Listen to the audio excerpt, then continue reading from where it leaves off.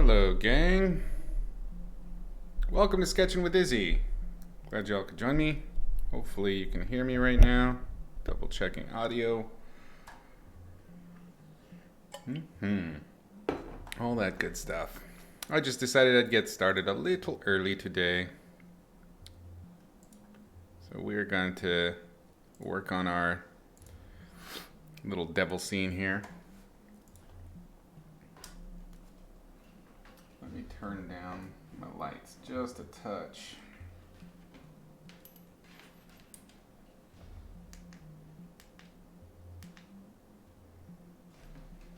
Hopefully this will help the glare.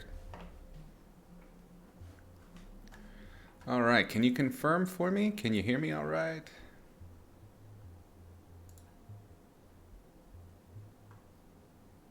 Desktop. Go mic, okay. All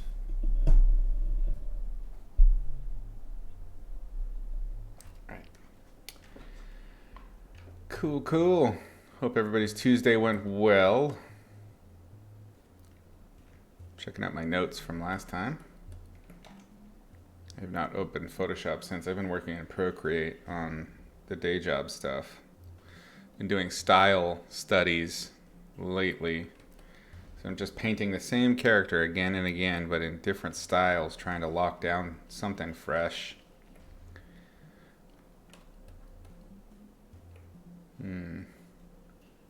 Okay. So moonlight and shadow, grassy field. We'll get that sussed out pretty quick. We'll do sky fill light, and then we'll get started on the figure, which should be fun. I think the figure is always the most fun part. You know, I'm a character guy. That's what I do. All right.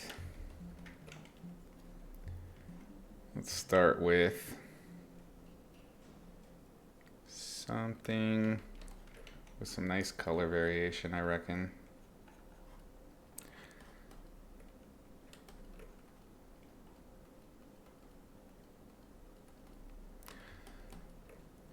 If you'll remember, I wanted to make sure that this didn't feel like snow. So some luminous grass might be nice. Let's poke around. Let's see what other colors we got going on here. I love the textures of this brush, but it's not what I need right now.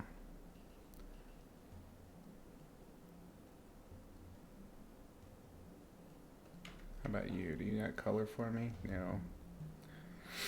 Give me them kooky colors.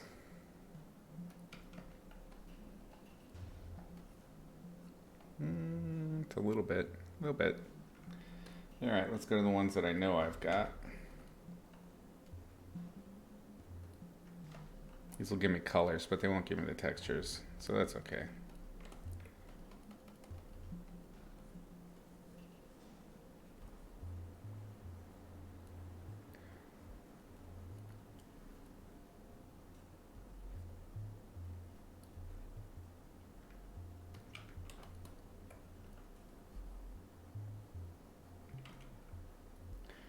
I'm going to use the values that I've got down already for my shadows. I made notes for the shadows, but I think really the way to do this is to give the shadows of the trees their own space. Make the ground plane lighter rather than going darker.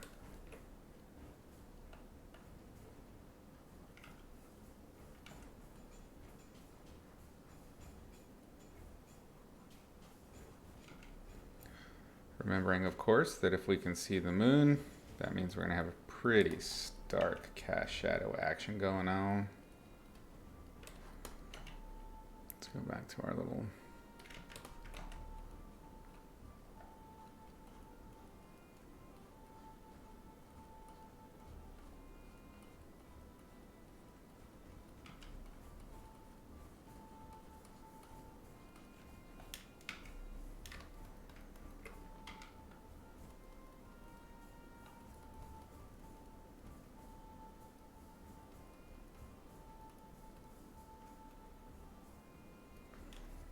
Well, I was in such a hurry to start. I didn't even start my musics yet.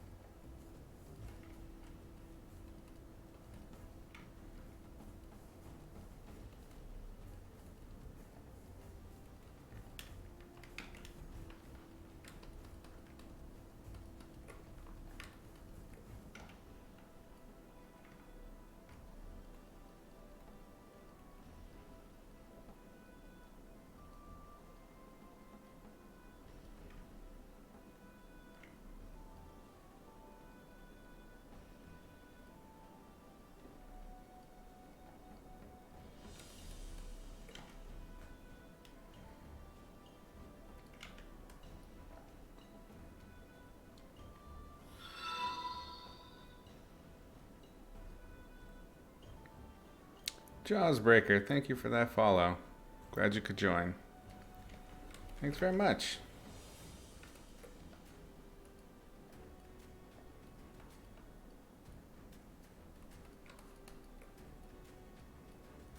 Just painting some monsters and girls up in here.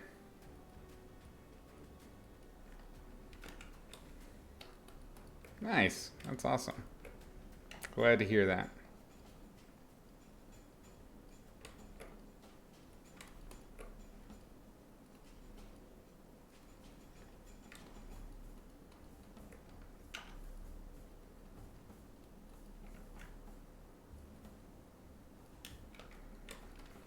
Since we're getting further back, I'm not going to worry too much about doing the grassy textures. Really, I want to just get the planes to push back further and further away.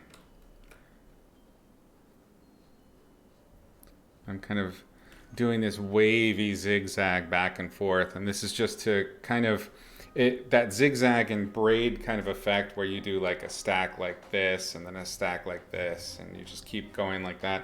It creates these little hills and little undulations on the surface that require not a whole lot of explanation in regard to perspective, but because they're following the rules, they'll give you a great deal of depth with very minimal effort. And that's my whole thing, lazy. That's what we do in here. We're just lazy fuckers.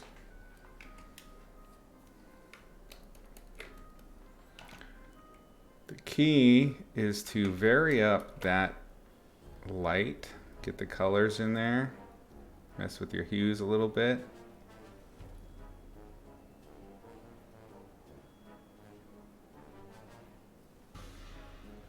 Maybe there's like a happy little clearing back here, right?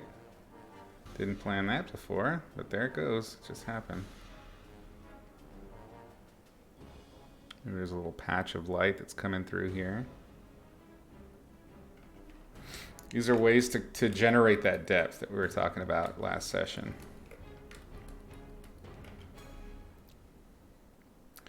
I'm not talking about the horizon line. My horizon line is, I would say, well, I've actually raised it since then. I'd say it's probably somewhere around there.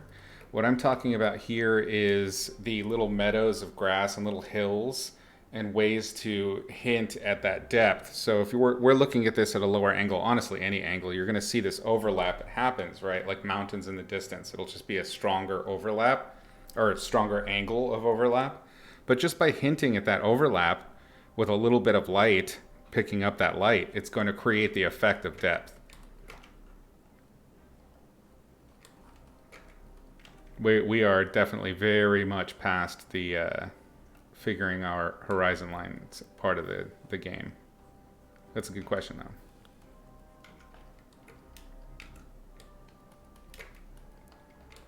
though. And I think it might be cool to do like a little, since this is on a separate layer, all of this ground plane I'm doing, I can kind of do little,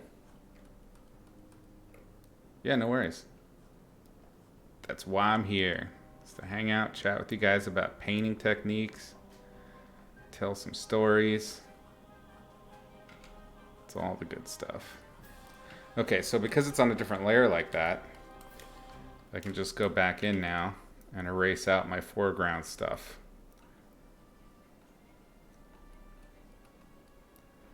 Just let it kind of be misty and lost.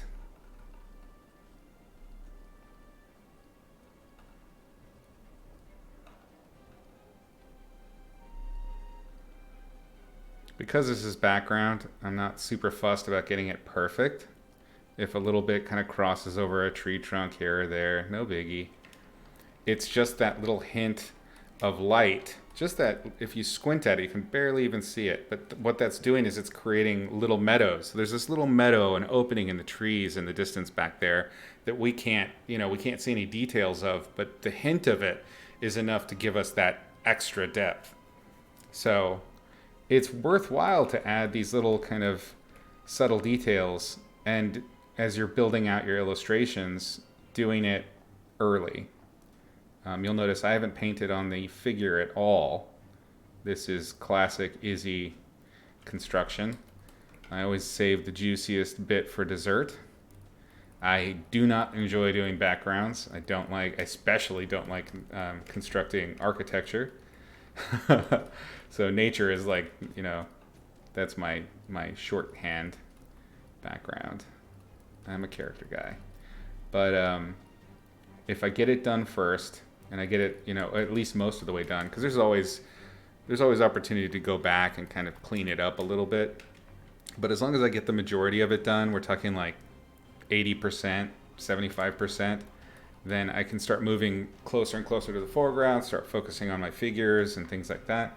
And the background will feel supportive then of my sexy part. So I'm just doing everything except for the sexy stuff just to keep me motivated. That's the other thing, is I'm notorious for not finishing paintings.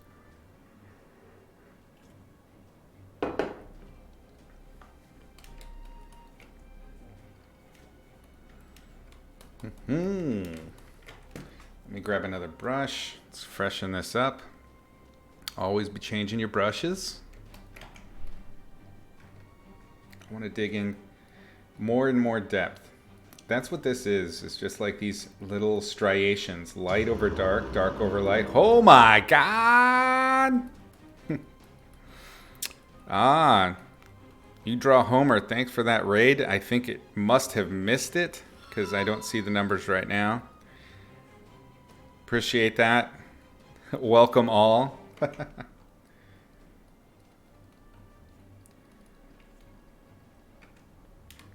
Thanks for the follow, Whisper Moon. Profanity, welcome. I have my audio kicked up loud from my PC, and I'm listening to my phone, so that noise always scares the piss out of me. Oh my God. And the raids. So terrifying. But yeah, by approaching your illustration by saving the juiciest bits for the end, you're going to ensure or have a better chance of finishing your painting and not burning out. It requires a little bit of discipline, I'll be honest. Nobody likes doing the discipline thing, but getting more paintings done is really the true secret to getting better. Just finish more paintings, damn it. I figured do everything you can to make that easier. President Taco Bell, thank you for that follow. Langalon, same. You draw Homer, great to catch you live. Always inspired by the work. Oh, thanks. Oh, you hung out at Nomon. Awesome. Taco Bell, you would enjoy renaming a layer. Pick a layer and tell me the name you want. Whoops, I just accidentally... Ooh, actually that kind of looked... I kind of like how luminous that got. I accidentally copied the layer. Let's leave it in there for a second. Let's see if we can do something with that.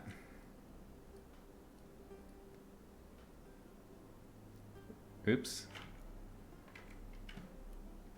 When you move your center pivot, it can really mess with your transformations. Gets pretty poopy real fast.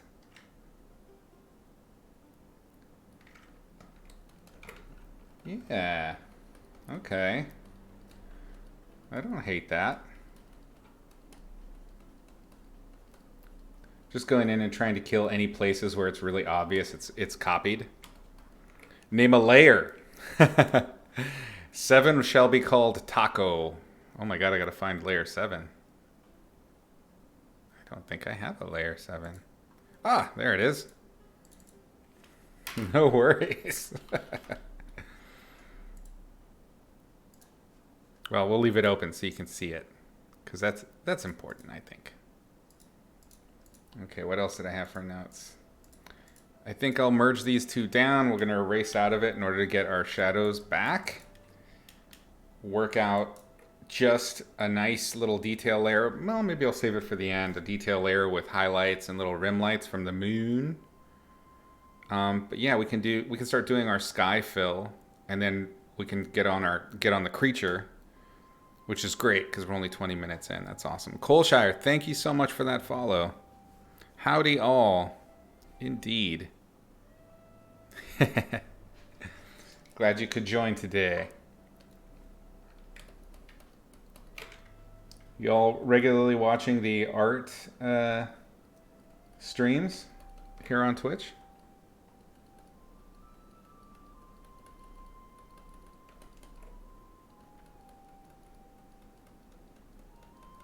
Yeah. I think we can go even darker in some spots.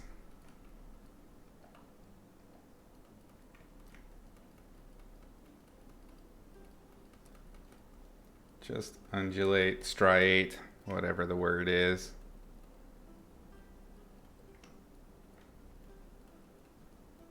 I don't want to go to the same value as the trees because the trees are vertical. They are as sort of parallel to our light source as possible. We want to get the light on the perpendicular. That's the trick. And the ground is the most perpendicular. It's facing our light. Let's do a glaze. We might even do a multiply just to get some color in this. If you're going to use multiply, use a really bright color. Maybe a little bit of saturation. Let's go warm.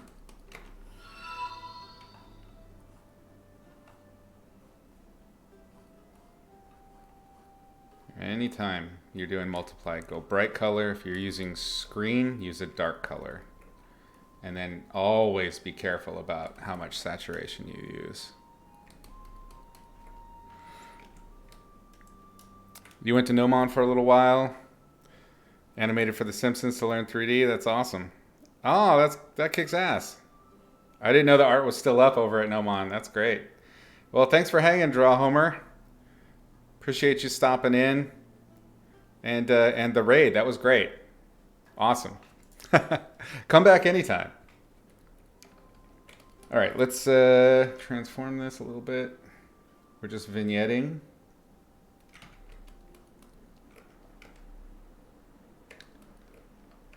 I think that warmth doesn't hurt too much. It's kind of nice. And it centers the brightness in the middle. All of this is still without any lighting or detailing on our most foreground figure. So I got to be careful about not over rendering, not overdoing the background. In fact, I think I'm going to leave the sky fill until after I start on the figure, because we already have so much detail in the background that the figure is now going to be kind of a challenge to catch up. But let's go ahead and get started on it.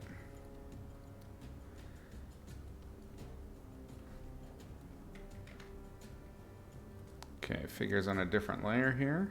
Boop, boop, boop.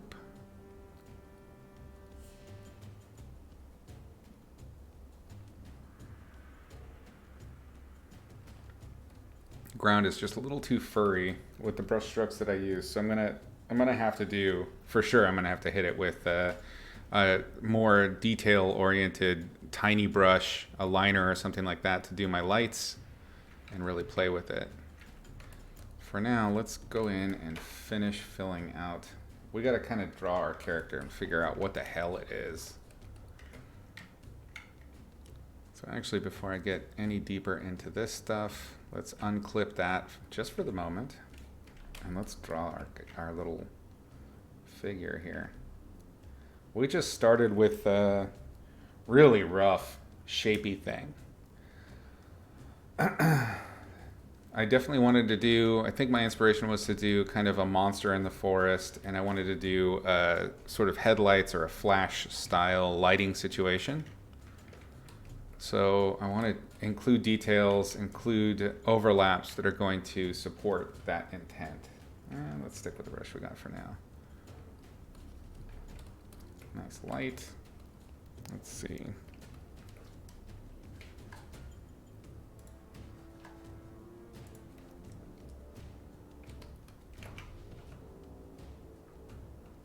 Not sure how these will attach. I like to start in the head, get a head shape. That neck going. I think we may have to break the silhouette there so that we can get the head out away from the shoulder.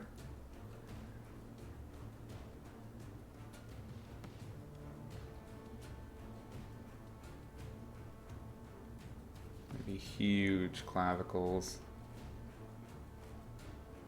Maybe drop this down so this will overlap. Let's get that rib cage in. That's a crazy huge rib cage compared to head size.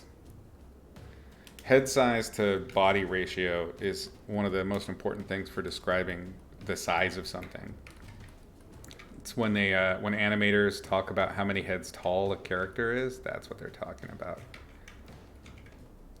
The more heads tall something is, the smaller the head to body ratio is.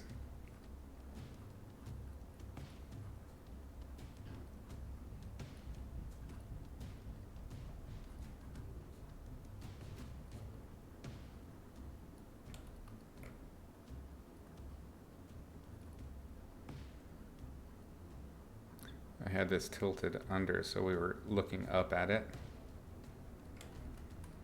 I don't know how humanistic I want to make this, so we're probably going to push it.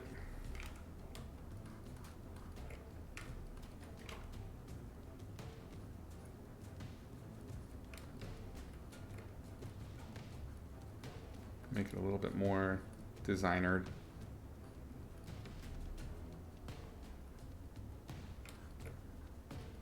Pelvis. Of course, we're looking at the bottom side of the pelvis, so we want to lift that up a little bit. Remembering always that, that our horizon line is down here, down low. So all of these features need to really ellipse upwards.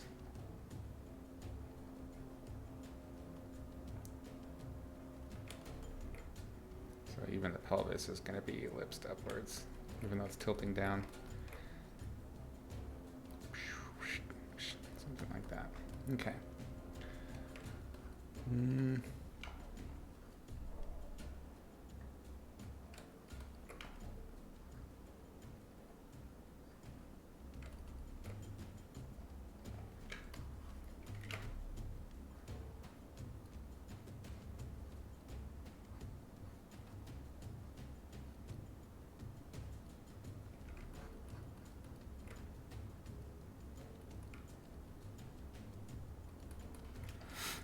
Kaniva, thank you so much for that follow.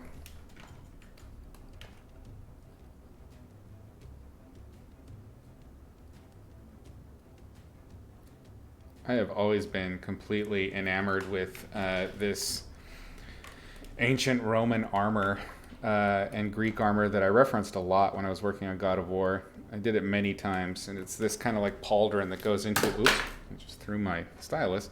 It goes from pauldron all the way down to gauntlet, and it's just these awesome overlapping plates, usually of like kind of a boiled leather. Always looks so cool to me.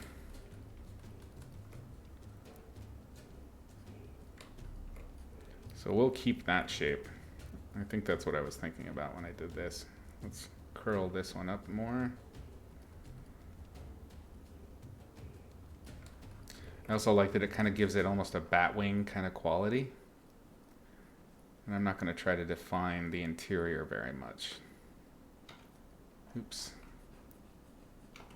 Let's keep that slim. And I'm just going to connect the hands into it. Almost these like anteater style claws. Long and slender. Because this giant demon eats ants all day. What? Don't judge him. Don't judge people's diets. That's rude. Don't do that.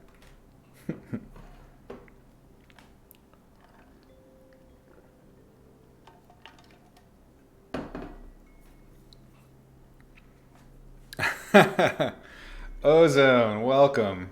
Oh, you're dying to get on that wheel of art direction, huh? You know, every time I turn off the Twitch, I forget to go in and change those settings. But you enjoy it, sir.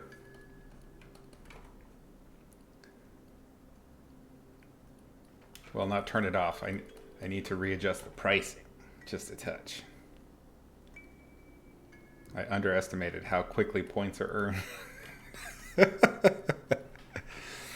All right, let's see. I kind of have a rough idea for this chest. I think I want to do a similar plating thing can follow our pectorals here maybe. Maybe we'll do kind of an intersection opposite, which would be our ribs. Make the ribs go too far. Maybe a little kind of a hollow here.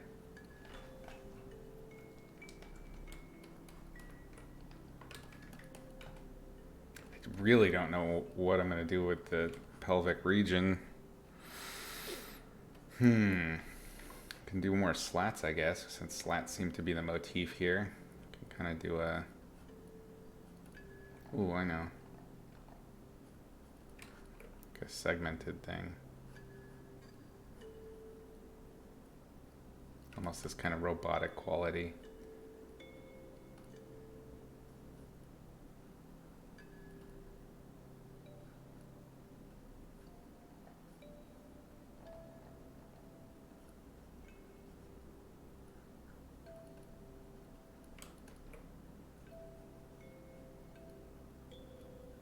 Yeah, this time we'll segment upwards since the arms segment down.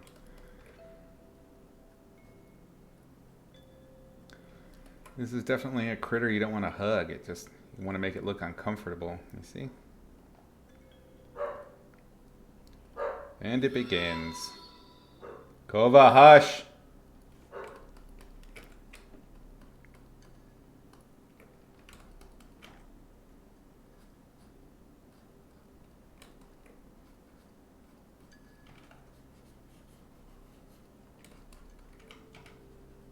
Definitely not wearing socks. Shout out to Kova, indeed.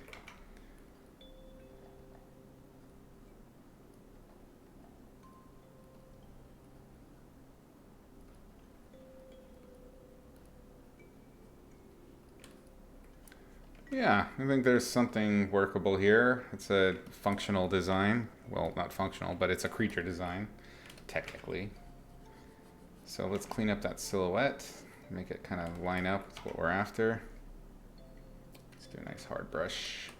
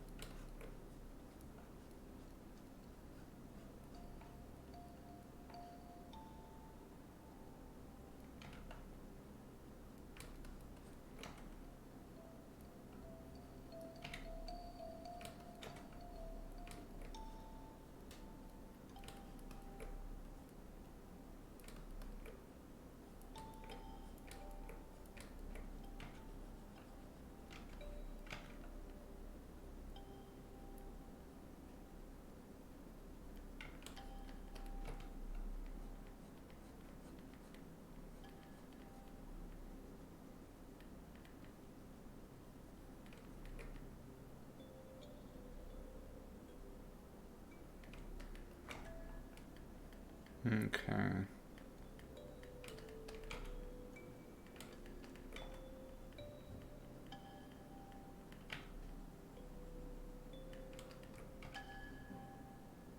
Hey.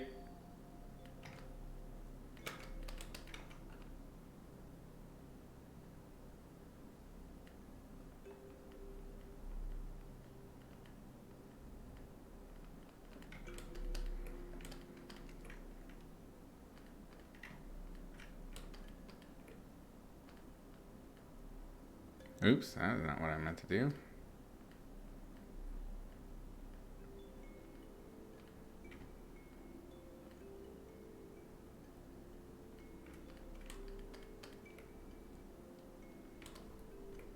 Oh yeah, we definitely broke outside here. Let's turn this on.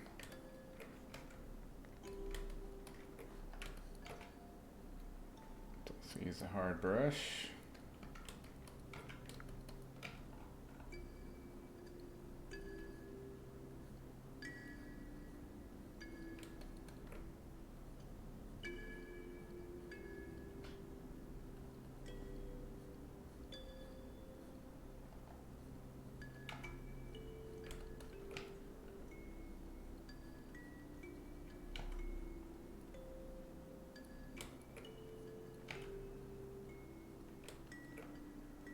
I'm making this silhouette really sharp because it will make the render part much easier. This is not a new technique at all. Lots of people do this kind of frisketing, masking thing. Very common. But like so many things, it's just like it's like if you've ever painted a house, or painted a wall, taking the time to tape everything off, make it all clean, makes the actual painting process go so much faster. So it's, in this case, silhouette management, but it can be things like managing your palette, your color palette, like traditionally painting. Mixing all of those colors first really makes the painting job much easier.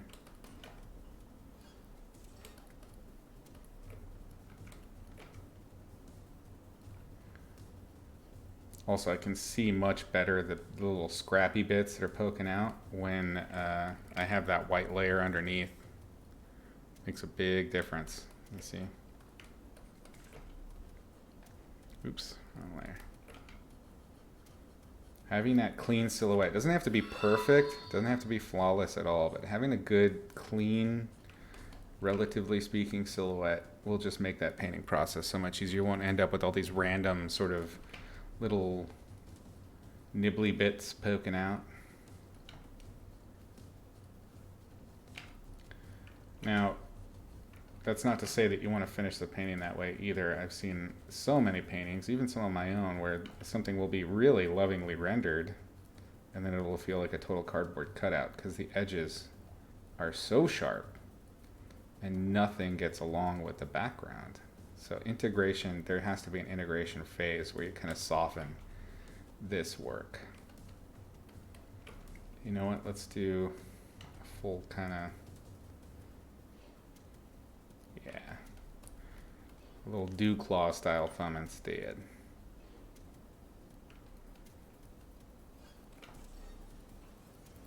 Smooth out any lines I can find.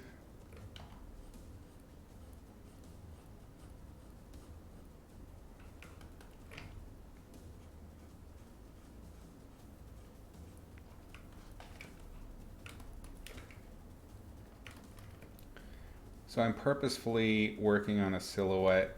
I'm intending to stand out from this background. I want these shapes to really kind of break the shape language of the background. And by doing so, I'm ensuring, on top of all the lighting and the rendering that I'm going to do to the figure, it's going to help keep it separate so it won't entirely melt into the back.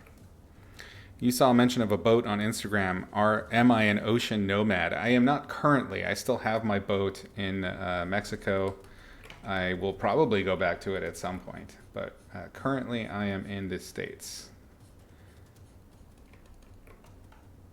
But yeah, prior to moving back here last year, I was traveling around Mexico on my sailboat, getting into trouble. Dodging the law. That's not true. It's a little true, but not totally.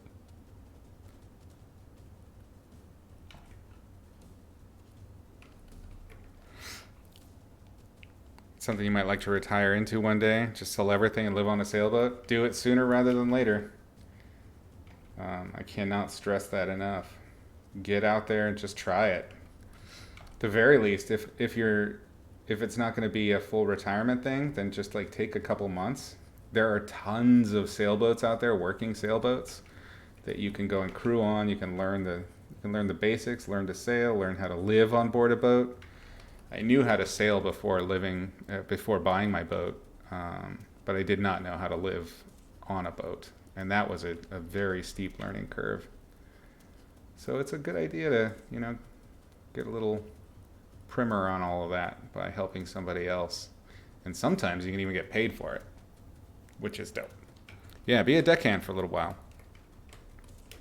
Loads of boats. There's a boat, I believe they just put up their website. It's a sort of homemade tall ship that's a sister boat of mine that we would sail together and hang out. That's the Patricia Bell. They're moored in San Blas right now in Mexico, and I think they will soon be doing a crossing to Hawaii. So I highly recommend getting on one of those boats. Just do it. Just go do it. Don't wait for retirement. Never wait. Do it while your body can handle the damage. Let's fill. Okay. What I'm doing right now is I'm just trying to kind of create interesting details in the silhouette.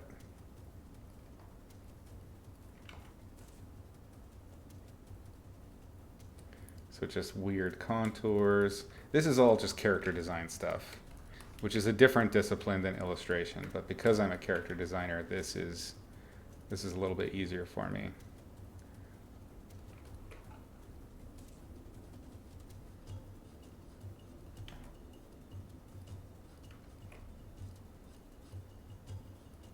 I think we've got enough for an illustration. I really don't need to design the hell out of this thing. It's not going to be in a game or a movie.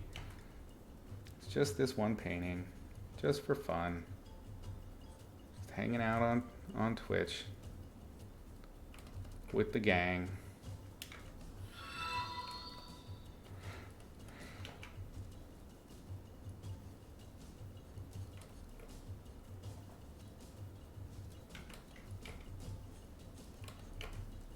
I do need to figure out what's going to happen with these foots.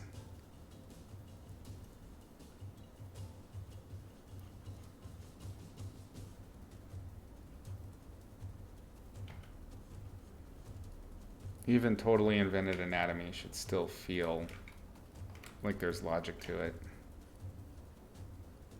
Let's go ahead and go cloven.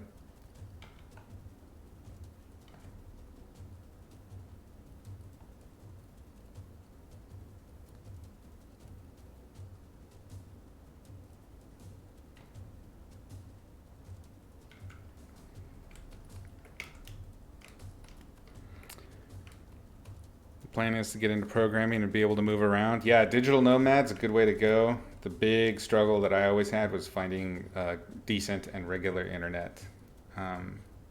It can be tough. What age did I go? That was 34, I want to say. 34 I went. But if I were to do it again, I'd go sooner.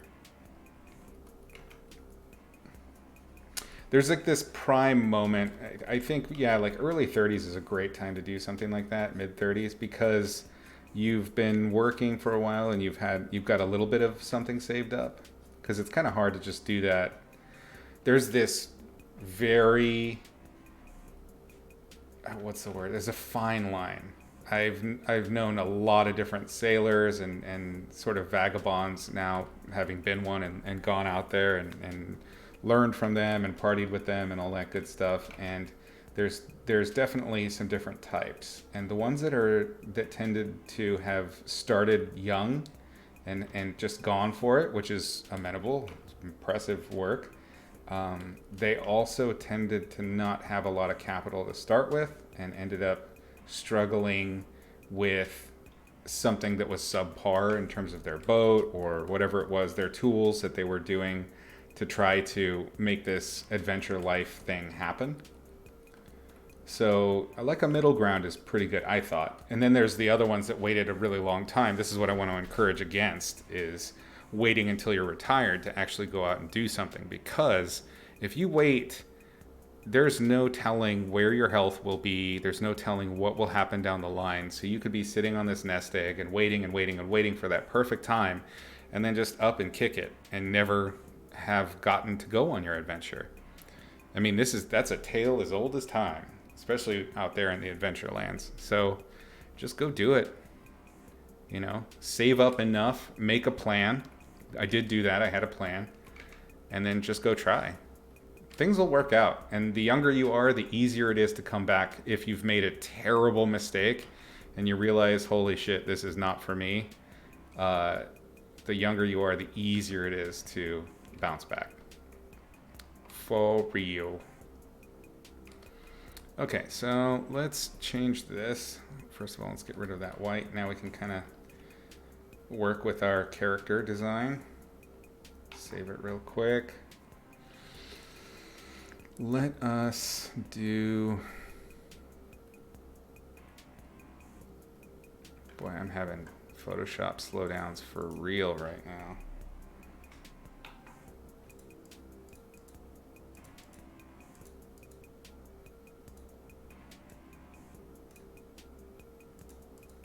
Okay, let me lighten up this character. This means we got to switch back to a painty brush. I would like to set this, the line, to multiply.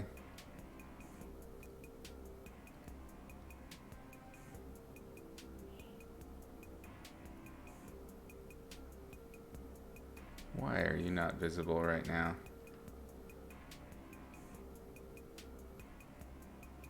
Huh.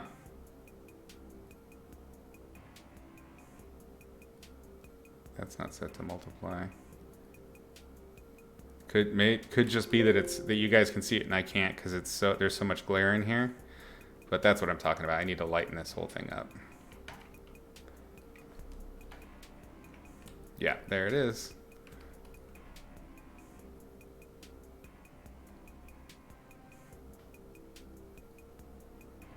So now I'm not going as dark as it was at all. I'm gonna start kind of with dark midtones. Let's color pick here and take a look. Yeah, so that's like a 25. Start with the dark midtones, and then I can go dark and light. Makes it much easier to paint it.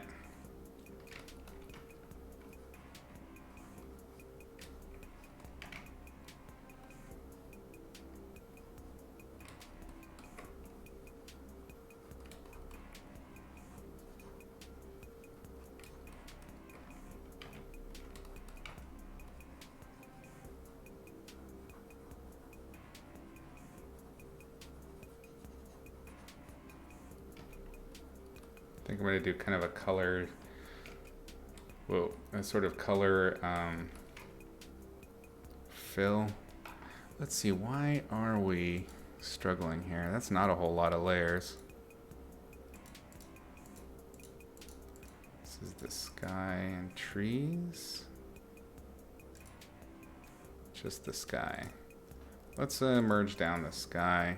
We'll take our aurora out should we decide to keep it later. Just merge that down.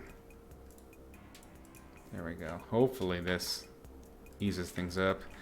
Usually it's, god damn it, usually when you have a lot of issues with, god damn, RAM. Oh, I see what that is.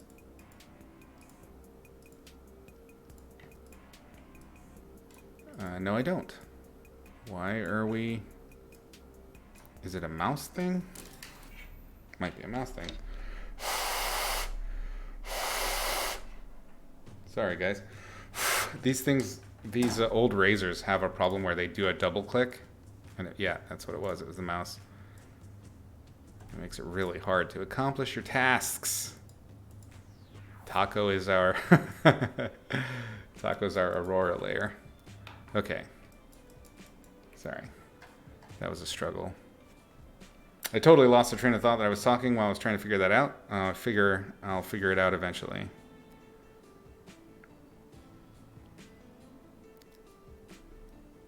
You have a buddy you met on Twitch that started his boat life at 22, and it sounded like it was pretty difficult without that time and savings. Yeah, like, it's... I never want to discourage somebody that's really young from just going for it, because absolutely the struggle of trying to, like, get your shit figured out is actually where the adventure is. You think that it's just going to be boat drinks and like sitting around on beaches. That's not it. Like, the adventure is in the stories. It's in the crazy shit that happens to you when something unexpected happens. And honestly, that's how life works too. But, you know, we don't really realize that because we're in cubicles all the time. But absolutely, the adventure is in the disasters. But I think for if you want to play it more safe, then waiting a little bit, earning a little bit so that you have a little bit of a safety net is going to be the thing that keeps you from that feeling of threat to your life when shit kind of goes wrong, which it inevitably will. Literally happened to your dad. He was a conservative, saving, waiting, retirement, almost finally arriving, waiting for all the good stuff, and then gone. Oh man, it's true. We've only got right now. That is 100% my philosophy. Is you only have this present moment, so make the most of it. You only have the one life. You better do something fun. Hopefully robotic exoskeleton suits will be the norm when you're in your 80s. Do you really want to climb Everest, Oswego?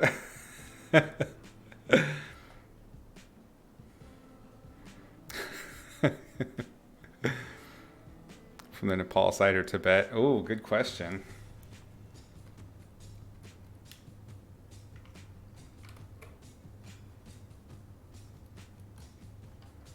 Okay, so let's start carving out some shapes. This is a really fun stage when you're doing figurative work because you get to really carve things out. It's very sculptural. So I'm just gonna go and grab a local color, and let's find some pits, some little dark dank spots, the smelly bits on this demon. I said it. You deal with that. You ruminate. That's for you. All right, a little bit of pocket in right there. Let's see. I definitely want to kind of do a maybe kind of a double pectoral we talked about. Let's get those ribs in. Again, this is all notes. And it's a good idea to just treat things as notes early on, rather than trying to think about it as a finished product, because it takes the pressure off of painting it perfectly. I know I want the plates to actually be part of his body. It's not an exoskeleton. So kind of like a turtle or something like that, where if you look at the skeleton of the turtle, how it connects to the scutes on the outside of the shell, that's kind of what's going to be happening here. This is great doing this, like the silhouette style painting I was talking about, because now when we paint in with these darks carving out, it's all on a separate layer, and I'm clipping to the silhouette. Ah-ya! Son of a bitch!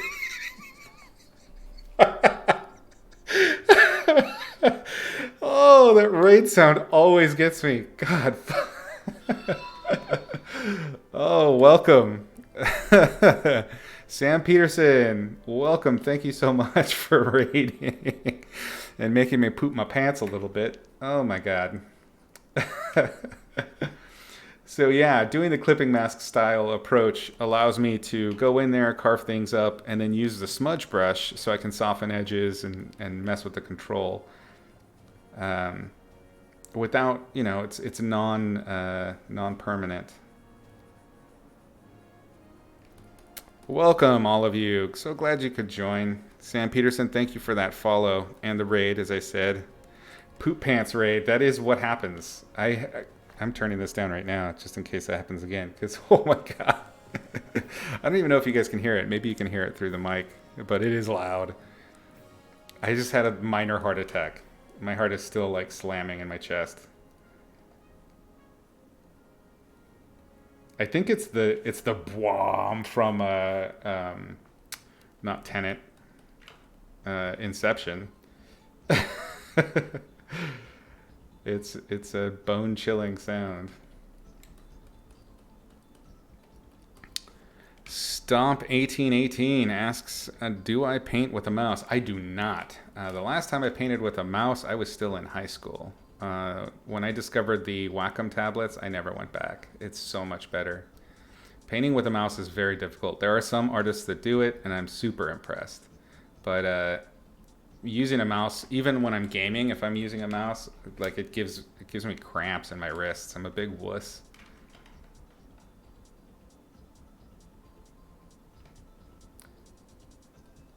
Do you paint with a mouse? You just checked out the IG? Great stuff. Thank you so much, Sam Peterson.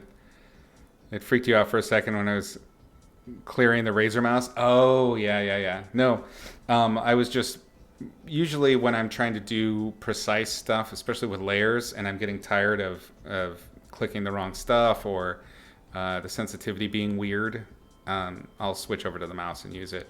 But these old razors, so the there's a switch inside of it.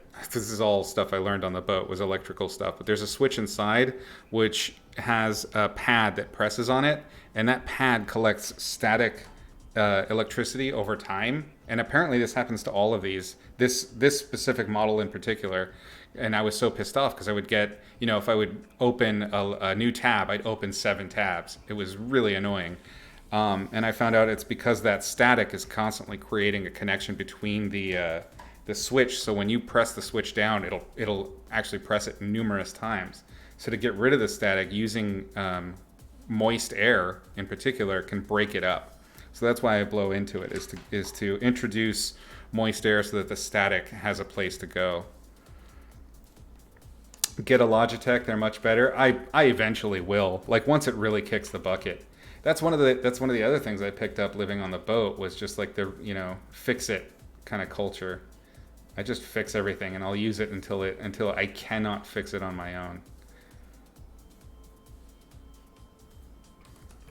You kind of get that way, when you're out on the water and you see like mylar balloons floating around and you see all the fish are gone. You kind of get a little bit weird about introducing new plastics. Well, not everybody. Not everyone, I'll be honest. There's quite a few. They're not completely unfazed. So I want to introduce really deep pockets here in the trapezius. I think we may need to bust this silhouette out a little bit more. That neck is really skinny. Let's turn off all of these real quick. Go back to our dark, turn them back on.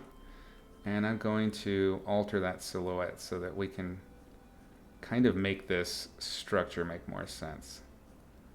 It's kind of like a new version of the darkness. See if we can get Tim Curry to play this guy. I know.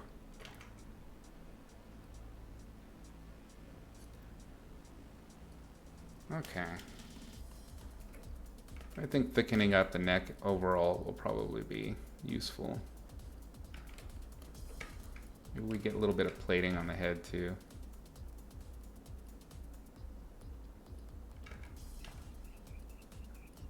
I like to find rhythms in things and just repeat them in different places so that it feels like that design is more natural, I want to say.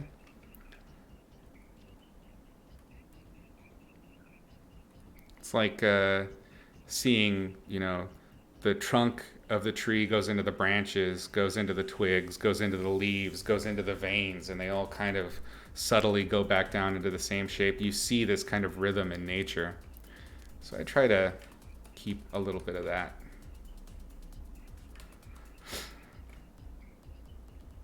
Your last Razer mouse wore out so fast it would just not move. Oh no, that's not good. Yeah, I would like to upgrade eventually. This one still works okay. It's fine for now.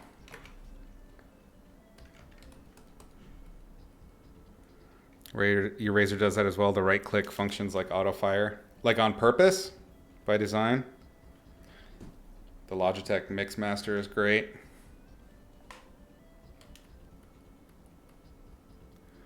I picked the fix it culture on the boat. Was I kind of that way before? That's a good question.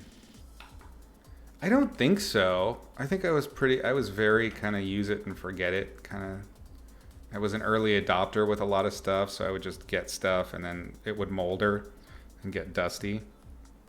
But what that did lead to is a lot of times I just wouldn't get things.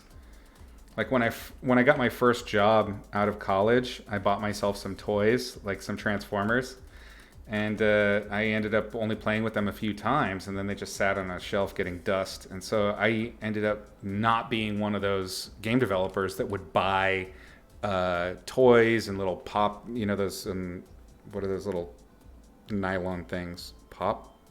Poppets? No. Do you know what I'm talking about? The little guys with the big heads? I don't have shelves and shelves of toys or any of that stuff because to me it was just like, this is going to be a pain to dust later. So in a sense I was, but in another sense, not really. I still have that sort of ultra practical approach when it comes to things that clutter. I really don't do the toys thing. Pop Funko, thank you.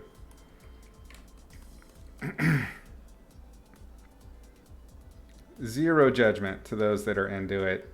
But when I see them, all I see is something to clean and something that's going to sit in a closet, ultimately.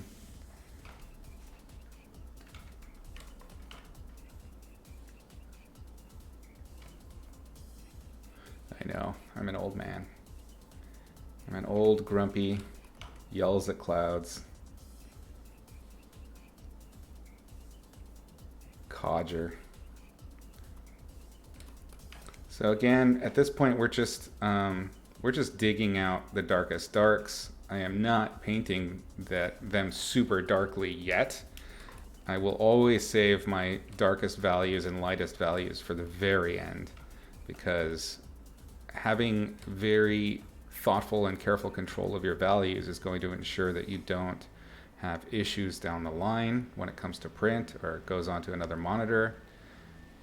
Also, it's going to ensure that you have room to breathe one way or another. If you need to go lighter, you can always go lighter or darker. If you push it to the limit too fast, you will not have any room. You will have painted yourself into a corner. To completely destroy a metaphor. A cliched one at that. You've never owned a tablet until this year? Nice. So you've been painting with a mouse this whole time?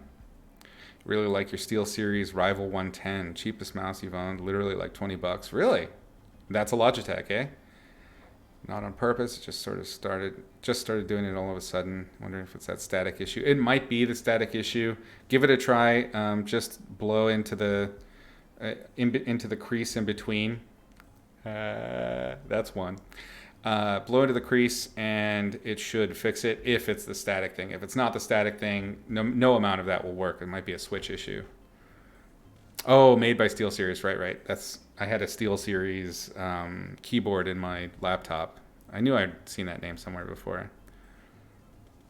Or just have been in storage for years. Exactly, yeah. I mean, I know they're collector's items and everything, but not everything's going to be a Beanie Baby.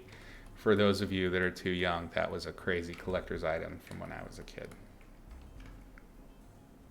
I don't think they exist anymore. They're all in landfills. All I see is future landfill.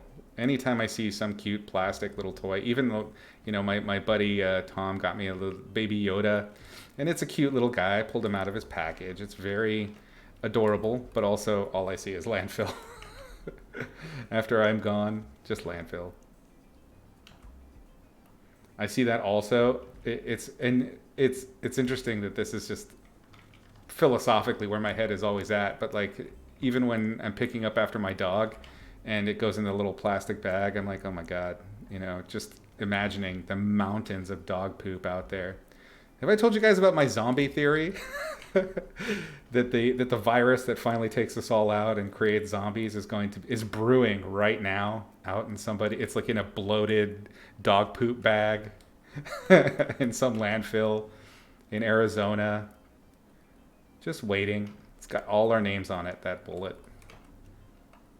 And now we know that the vast majority of people are the people that would hide the bite. They are the character that hides the bite in the zombie movie. Can't wear the mask, hide the bite, ensure everybody dies. So yeah, we're doomed as a species. Come on. You know it's true.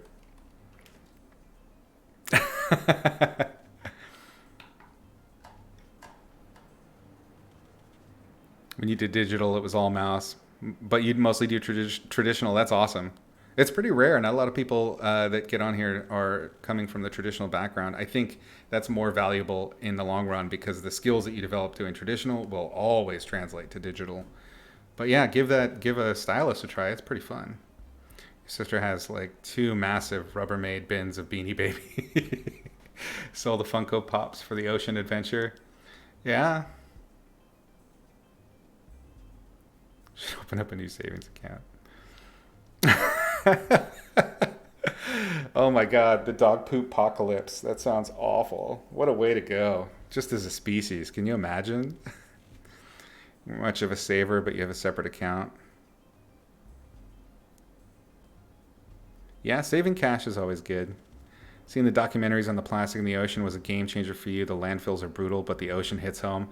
See, that's the thing about landfills, man. Everything that's in the landfill is going to end up in the ocean. Everything. There is no such thing as separation. It's all an ecosystem. I mean, it's all one planet, right?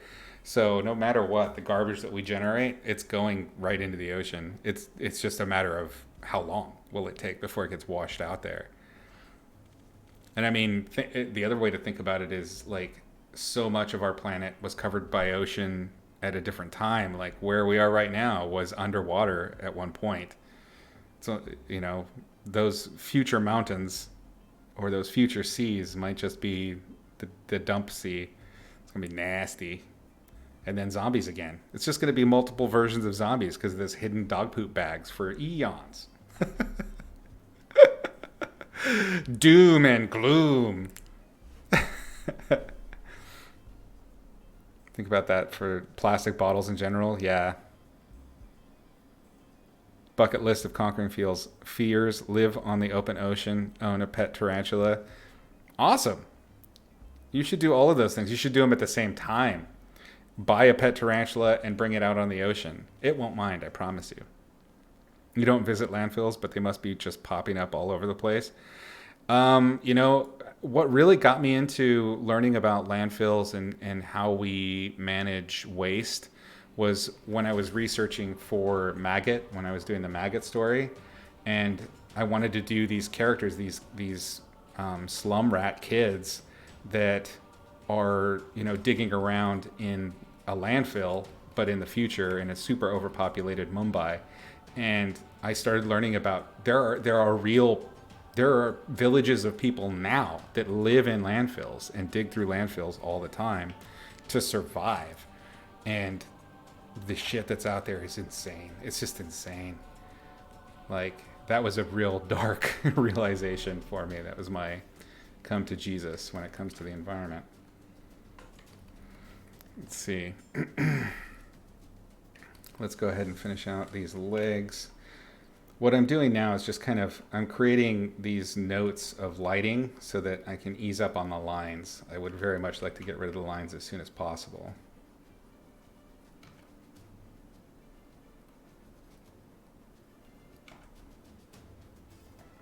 I think this needs to be some kind of like bony ridge. Shut up. Don't judge me. We're all preverts here.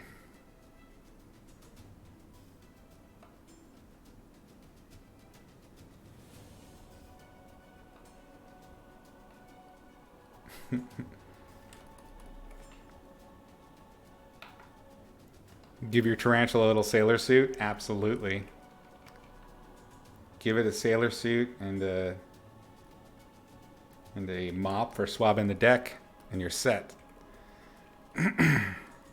That's how microplastics have ended up in placenta. Yeah.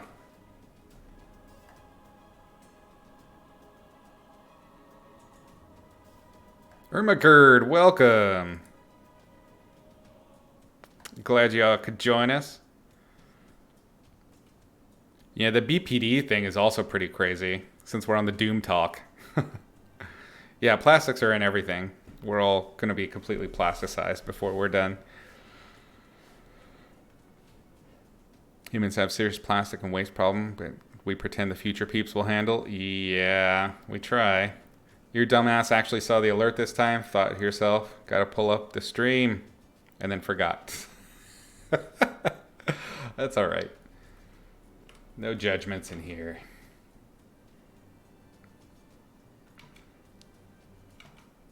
Okay, there's definitely judgments in here. I admit it. I'm a monster. Okay, little hoofy hoofs. You know how I love hoofies, guys. I love them. I'm gonna grab this whole figure because I don't like how his leg was kind of overlapping that tree in the distance. So that's a little bit better. Yeah, we'll stick with that for now.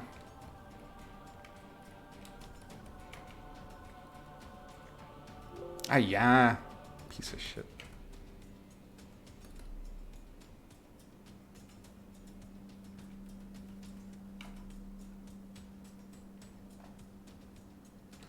There's some sort of like pangolin artichoke monster.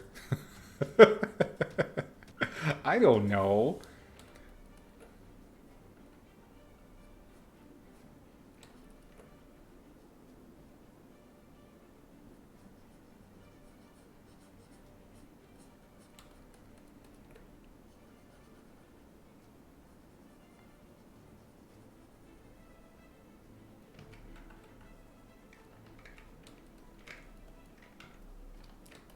I'm gonna have to figure out how I'm gonna have these plating overlap. I'm tempted to just kind of go straight across, but I feel like that's gonna be too inorganic. Like maybe the pangolin is the way to go with this one, and just give it like little feathery overlaps. I don't know, scaly bits, scales, not feathers. I know what I'm talking about. We should just send it to the sun. Problem solved. Honestly, it's not a terrible idea. Anything that it burns into, any of the gases that those different chemicals burn into will be the same, ultimately, as I understand it, gases and plasmas or whatever that are already there. It would be quite the effort to torpedo trash to the sun. What's a Sweden's solution right now? Denmark makes hills out of trash and then builds ski resorts on top. Nice. So let's just see what it looks like to do the flat first.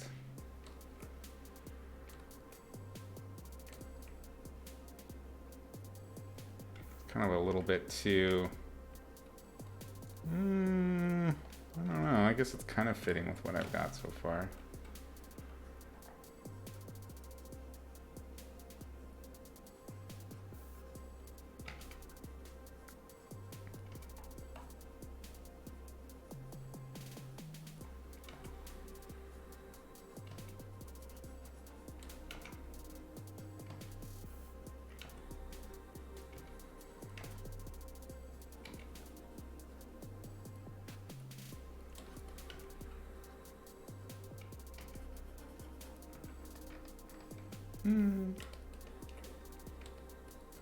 I don't know.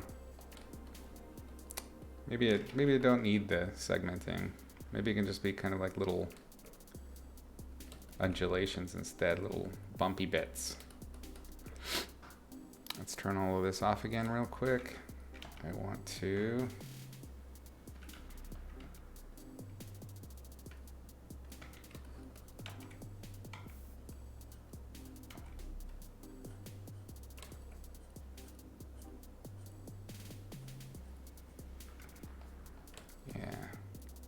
change that angle a little bit.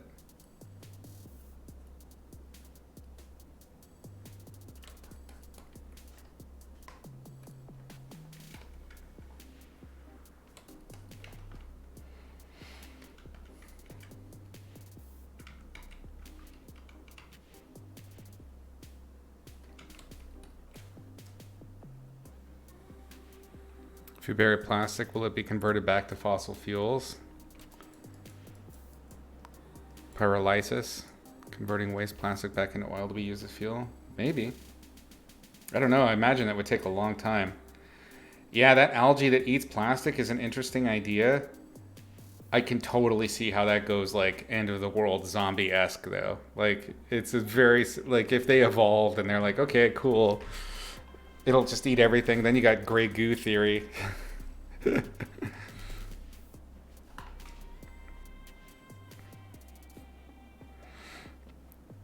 You're close to the wheel of art direction. Nice. You're not the only one. So you better beat them to it. They've been burning the waste for a while now and even have other countries sending their waste there. They're able to do this really cleanly, though. Really? I remember I've seen burning waste on some islands. Like I went to Tahiti, actually, with ozone way back in the day. And I remember we saw them burning tires and shit out there at sea. But because you're out at sea, you know, the wind just blows it right off the island. You don't even see the smoke for very long. But man, that shit gets in the air. That's nasty stuff.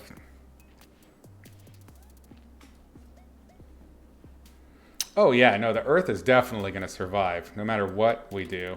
It's whether or not we as a species maintain.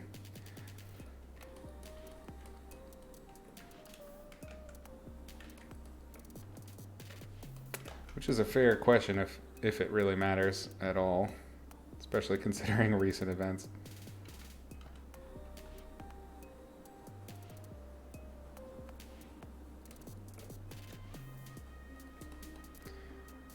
Prime examples of areas where I don't want that sharp edge to be the final thing. So we're gonna have to definitely come back and do some editing on that.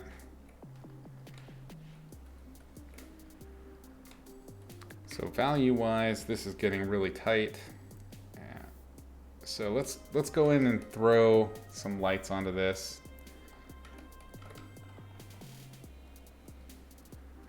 Cleaning up that line work just a touch here and there.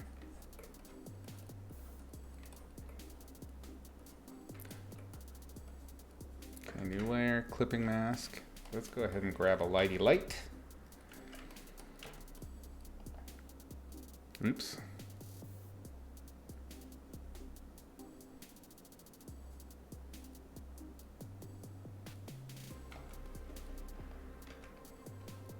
Good enough for now.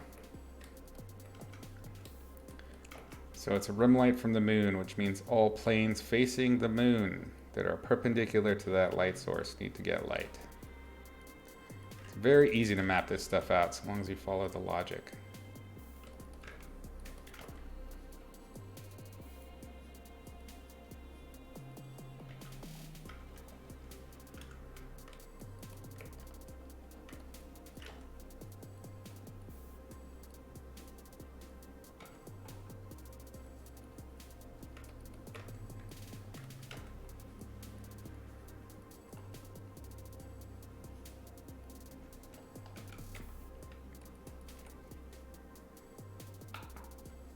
They're still burning plastic in Tahiti? Yeah. Honestly, they're doing it in Mexico too. No judgment. It is what it is. Have you been back lately? I've been missing it. I really want to go back. Especially after living in Mexico. Like, I've gotten super addicted to just living around other cultures. These are definitely going to have to be much brighter up here.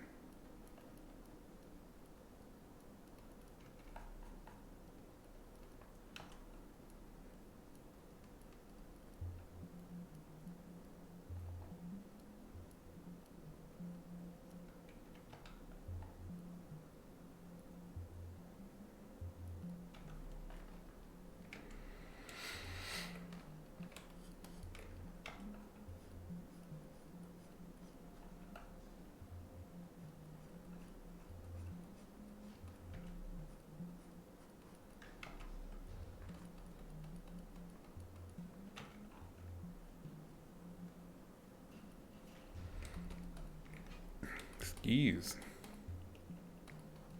Dinosaurs lived for 150 million years and hominids for only 6 million. Homo sapiens for 200,000. You bet we'll just evolve into like leathery behemoths that consume whole cows. That's entirely possible. Who can say?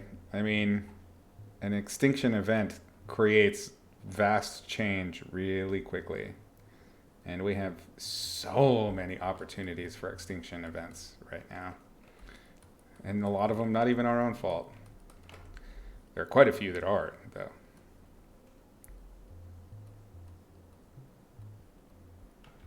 I was just talking to my adoptee brother about the Cascadia event, which is the predicted earthquakes that will be happening in the Pacific Northwest, where I'm at right now, that are predicted to be an extended period, like 9 point something, as the plates that we're on shift. And it's very different than like the San Andreas, where it shifts like side by side. Ours will be like it's been pushing, and then at some point it's going to go plop and land on top, and it's going to be real messy from what the studies say.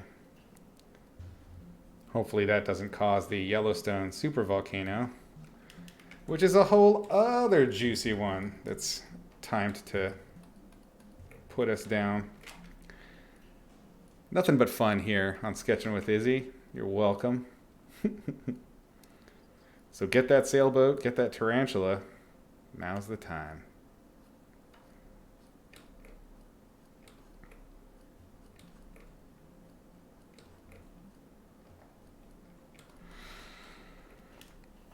Autumn, thank you so much for that sub. Glad you could join us again. You're in Utah, so if the supervolcano goes off, you'll not suffer. Honestly, I think pretty much everybody from the West Coast all the way to Michigan ain't gonna have much to worry about. It's gonna be a shit show.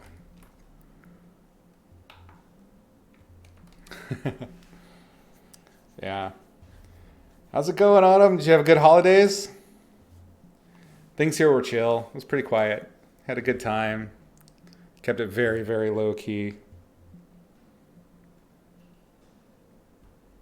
Got an itchy bit on my arm. You haven't been back to Tahiti for several years. Airfare is so cheap right now because of COVID. Yeah, it's true. Oh, God. I want to travel so bad. I haven't been this still. I haven't stayed in one place this long since LA. I've consistently been on the move and moved to different places and stayed in different areas. It's nuts. Your tarantula died during the molting process? How did that happen? That sucks. You worked and did stream? Yep. Sounds like the 2020 cabaret. Baby green bottle blue. Aw.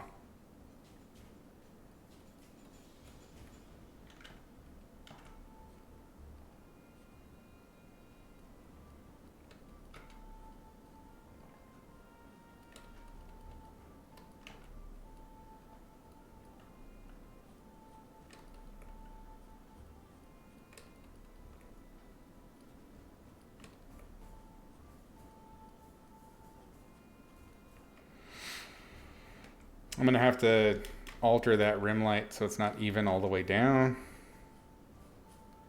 But I'm going to let the fact that it doesn't make a whole lot of sense. I'm just going to let it ride because, it's a Mooney clearing.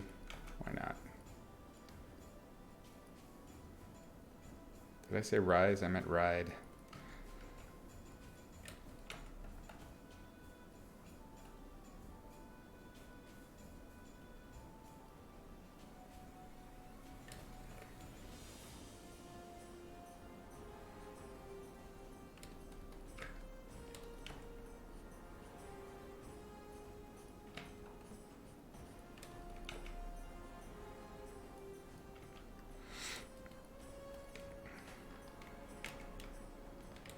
Okay, so we've got notes for that. We've got notes for our darks. We're gonna have to do our sky fill.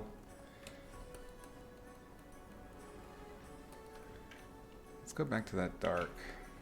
And let's see about making interior paneling too.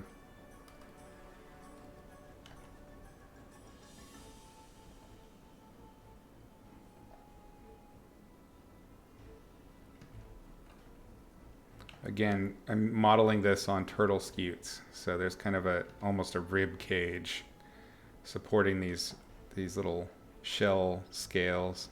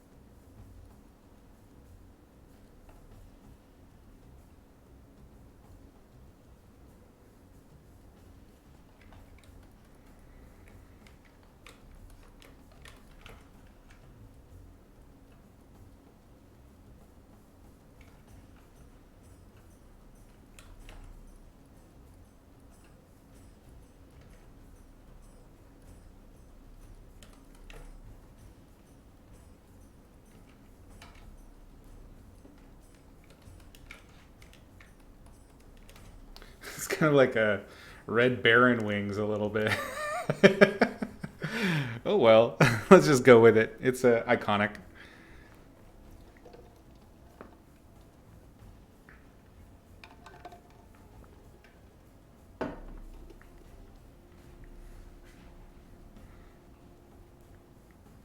Yeah, but if you were rolling around with non-symptom COVID, then you would be a super spreader. Yeah, I need travel too. I feel you. But don't super spread.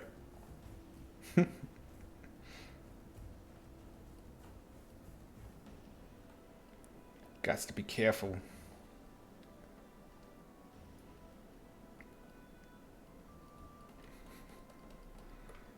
You can't tell if it's a moon or the will-o'-the-wisp. I don't think it matters, to be honest.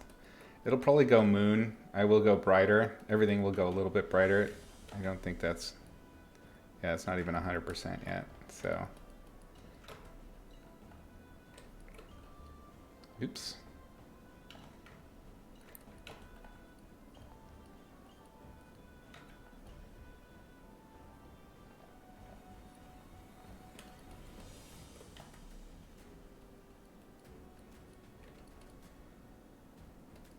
Post-infection, not during.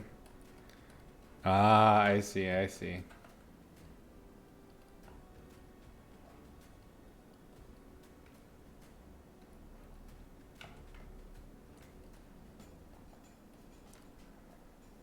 What is on top of that that's preventing...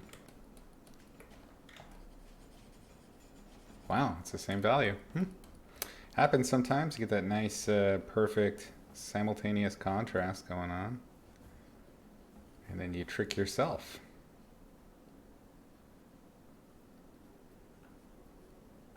I think we're going to keep that darkest dark in the center here.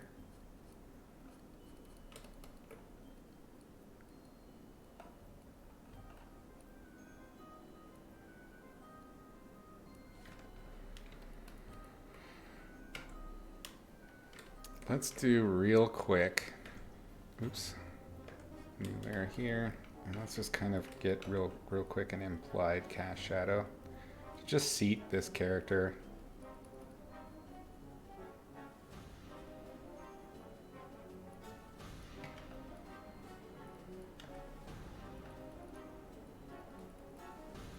Because it's overhead and it's going to be pretty streaking shadow.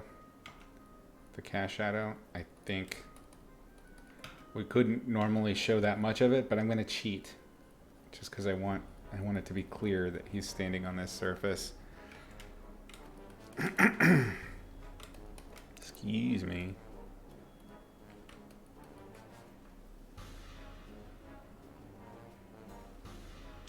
You have your sights set on Portugal once COVID ends? Nice. Portugal sounds great. I would very much like to visit there too. The appendages are seriously creepy. Awesome. Thanks, Adam. Some weirdness. You'll be happy when some domestic travel. Yeah, same. Honestly, I'd just like to get on the road again for a little while. I really need a road trip or something. Maybe even, it might be cool just to fly back down to the boat and stay on the boat for a month or something. You almost got stuck in Spain. You got sick, locked up, and then when you were able to get home, they wouldn't test you. Really? Oh my God.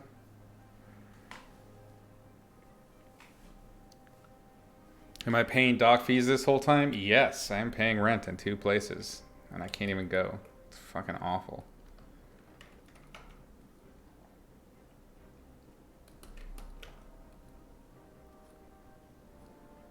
Part of why I was in such a rush to get a job and start the hustle.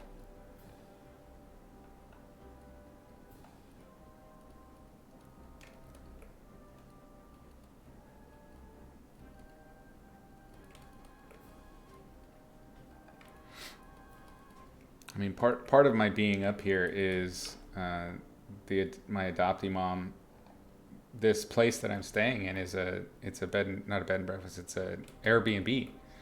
And no one's renting right now. So this is a way that I can, it's like two birds, one stone. I have a place to stay, but also I'm able to kind of help with by paying rent.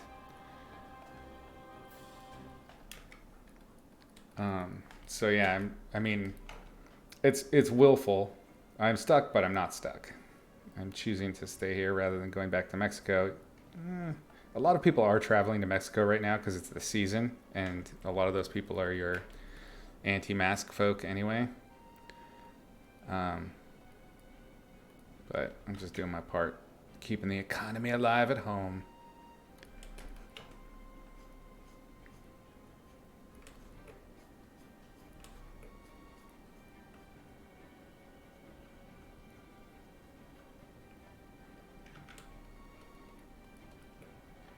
I don't even know what the hell these things are about.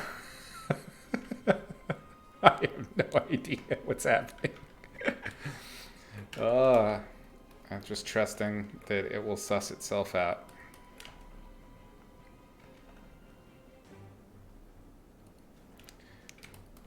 I definitely want to organic these up a little bit. They feel just a little too ornamental.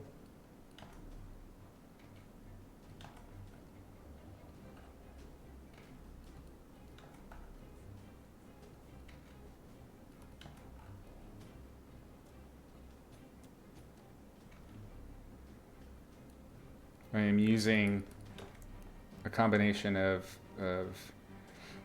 really light brush strokes and then changing the shape of them, dragging the strokes across the contours that I'm trying to create over them rather than along them to create these little hints of and subtle suggestions of depth and varying of the surface. It's going to give it that organic feel I'm after. Little divots.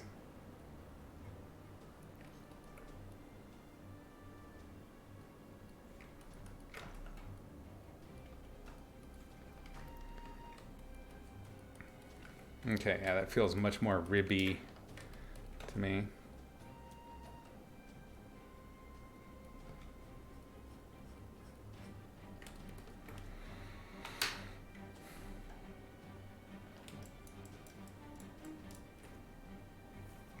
You've been to Spain? So Portugal's next. Nice. You gotta go to Basque Country too. You might as well. I mean, it's kind of on the way, isn't it? Daniel's got a timeshare in PV. Nice.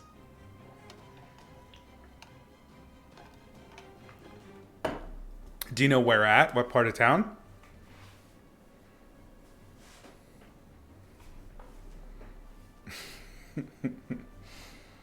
Okay, let's get to, I think, well, no, hold up. Slow your road, Izzy.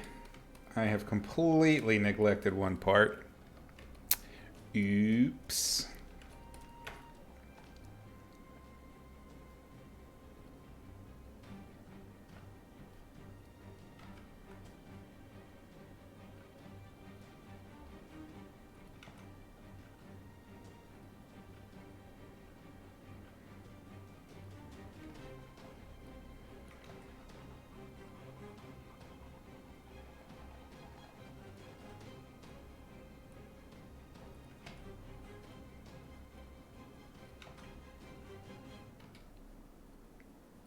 This critter is all jaw.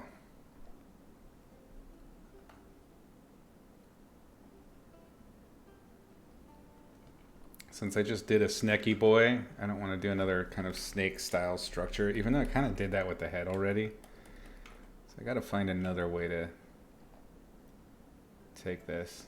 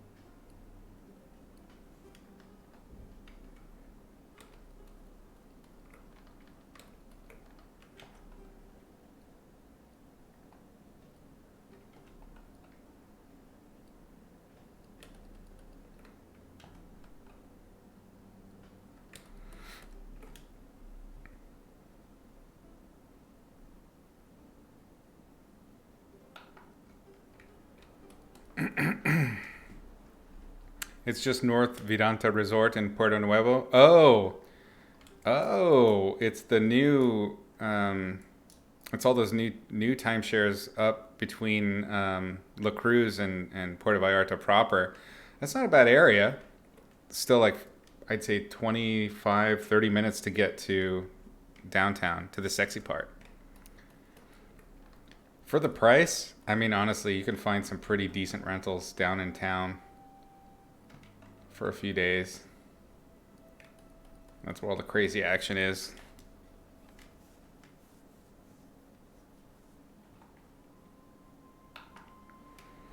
Irma Gerd, you managed to get so high in Cyberpunk that you couldn't get down without dying. Whoa. Really? Even with the double jump, you couldn't time it. You went to terminal velocity and actually died terminal velocity style. Nice. You've been to Basque Country, specifically Pamplona? Oh, that's awesome. Yeah, I've always wanted to see Basque Country. I got really close. I went up through Bilbao, and I think that's right on the border. So we drove along the border, and I got to see it, but I didn't get to go in. Pan's Labyrinth vibe in the face. Awesome. Thanks. Oh, like the ferries. I see it. Yeah.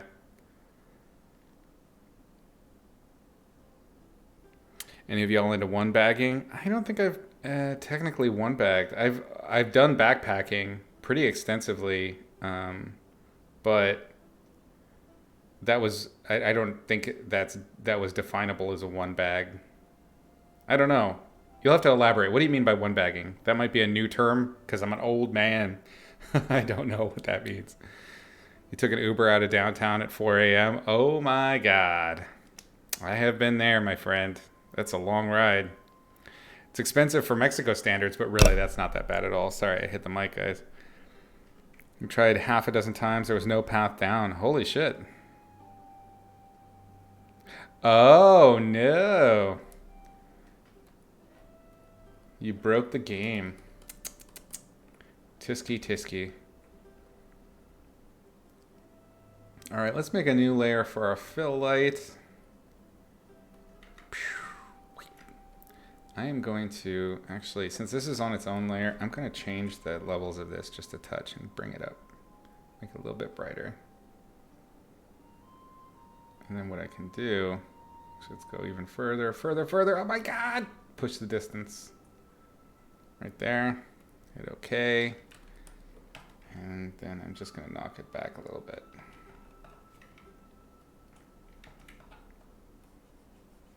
There you go. See, everything's under control. We're safe.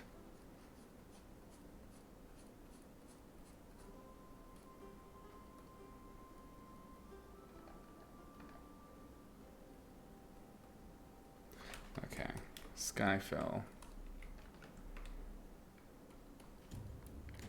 Skyfill might not be as necessary on the figure because, again, we wanted to do our headlamp lighting. So let's do a separate layer, above this group. Set it to screen for now. We can always change this later. Just kind of test. Go warm.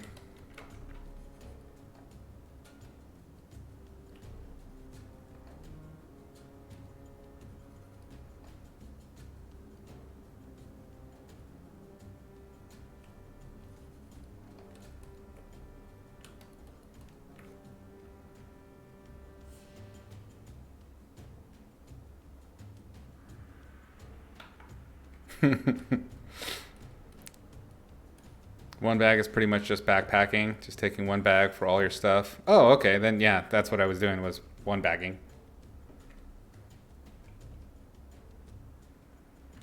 Lots of washing. What I did a few times is when I went to a new country, I would go to a thrift store and buy new clothes and give away my old clothes. And that way it was just, I didn't have to carry as much stuff.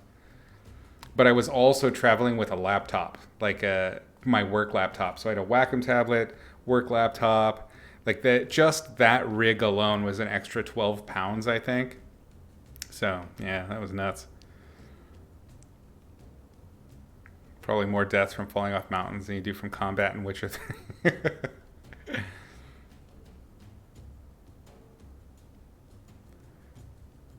You do the single bag traveling as a standard now? Yeah, I do too. I really, not only do I hate luggage, I hate check-in. So if I can avoid check-in altogether, that's the way to do it. Because check-in's just a nightmare. Never for 4 months. It's a whole different ball game. Yeah. How are we on time? I've been chatting for a while. Okay. You like to travel with what you can carry. You dual bag it, clothes in a carry-on, art supplies in the backpack. That's a pretty good way to do it, Autumn. Dimitrina, thank you so much for that follow. Appreciate that.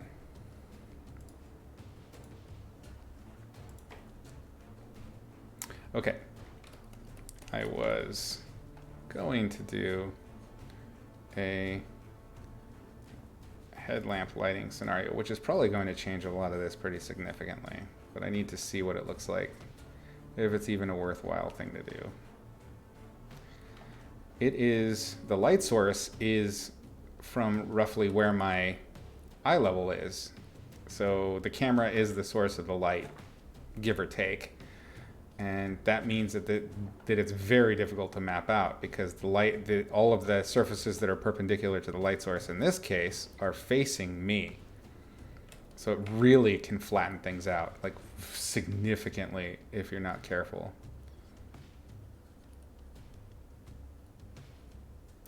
Gotta get that junk lit up. What's up? You know what I'm talking about.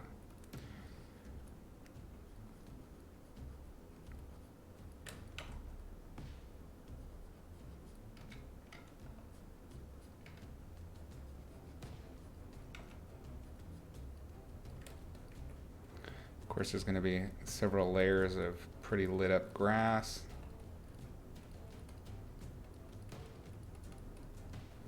It's set to screen, so it's going to be inaccurate for some parts. Like it's going to be too bright for here, where the moonlight might be stronger.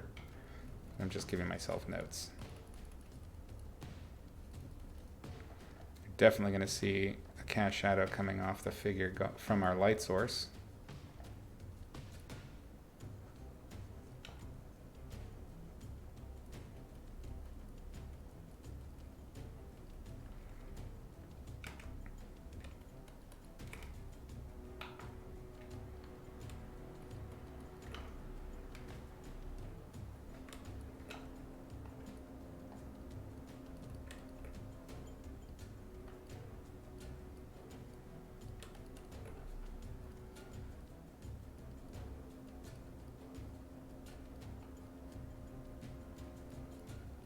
So the cone of the beams of light need to fit. It needs to have that rough shape that the light is being cast into, or cast from and then into. The two define each other.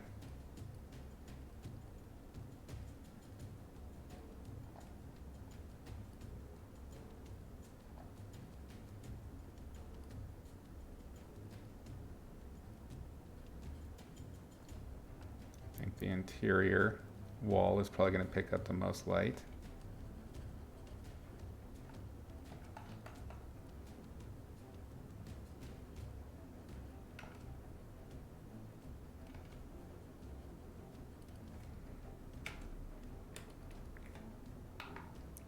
Let's turn off our color and just double check things.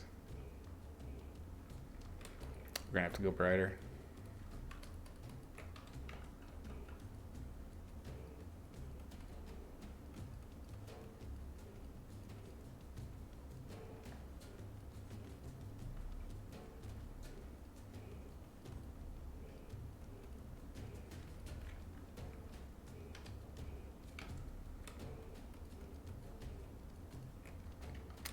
We may have gone too bright with our background lighting, so let's take a look what that might look like if we ease that up just a touch. Let's do another layer back here. We're going to do the same thing we did before, a nice little glaze.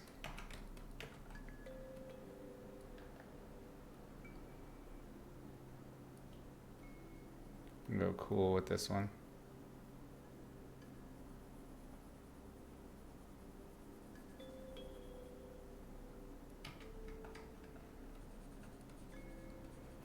So what I'm trying to do here is lessen the amount of contrast in the background features so that the greatest amount of contrast is in my foreground lighting situation. Let's drop that saturation a touch because it is quite saturated.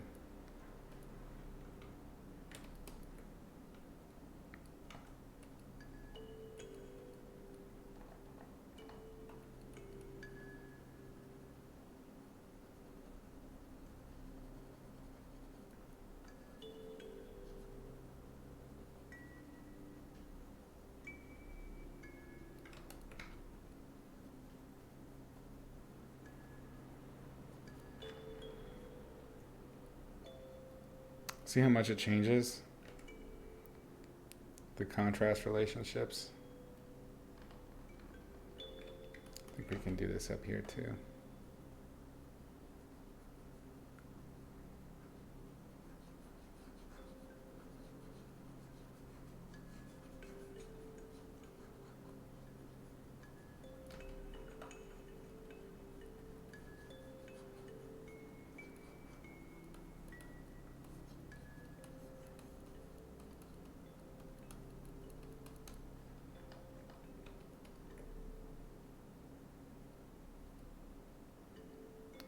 The great thing about doing a glaze on a completely separate layer is that we can always go back, we can ease it up a little bit, you know, change the color, change the hue, or change the saturation.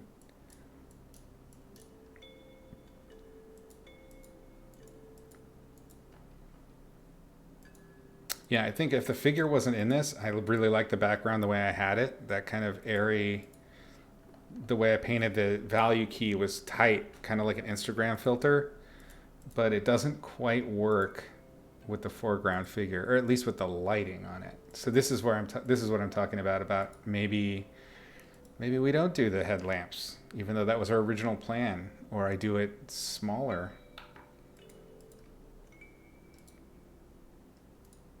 Less affected.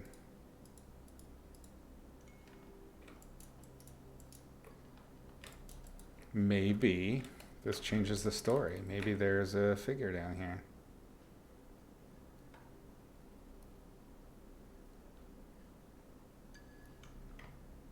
And they have a little lamp.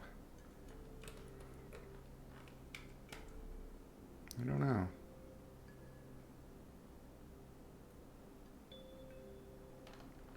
We could take that figure and put them as our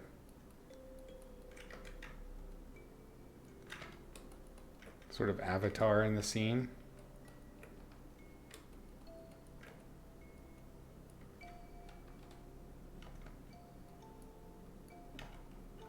Like that fire.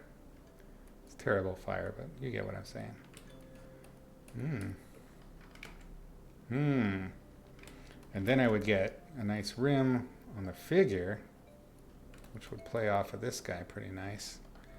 I have to break this up a little bit. Let's hold that. Let's warm it up, see what it looks like firelight wise.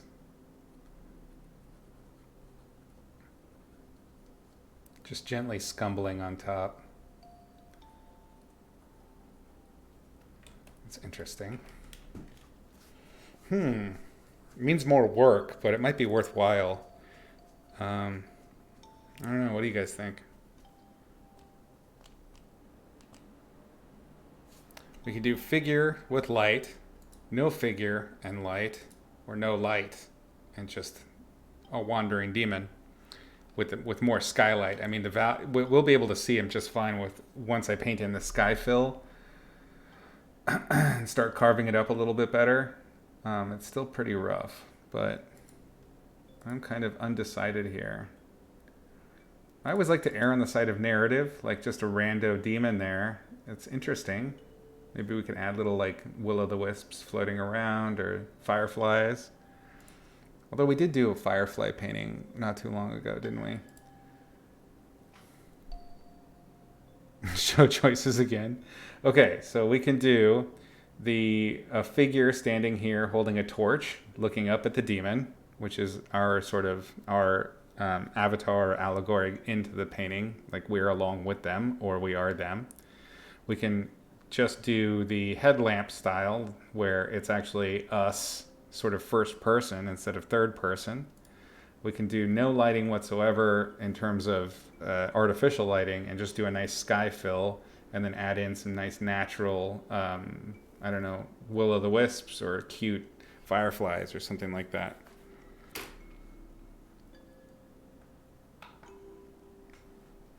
You don't like the figure one? Well, geez. So, judgy.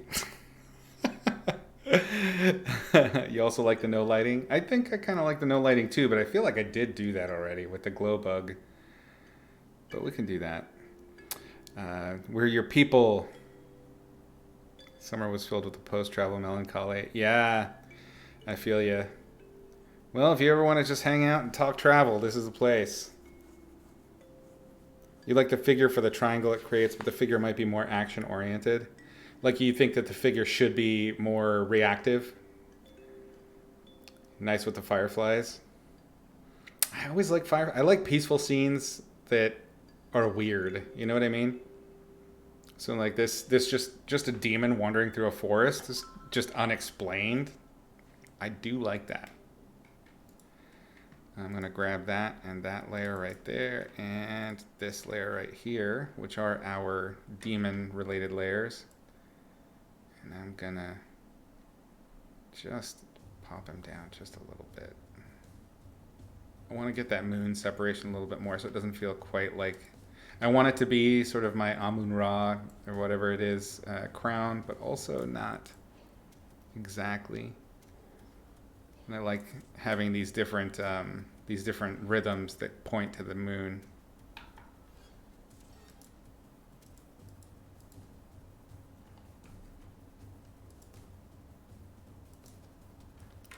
Action-oriented figure.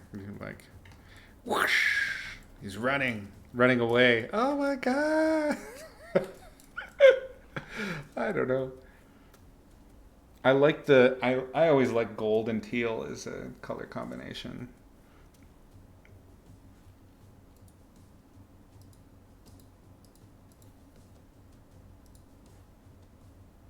There is something peaceful about it just at night by itself, though.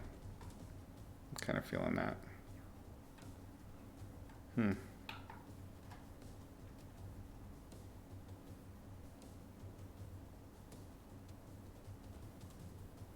Is it a pleasure bot?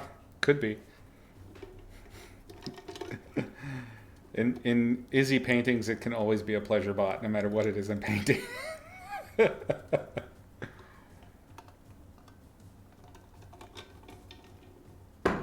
You know what?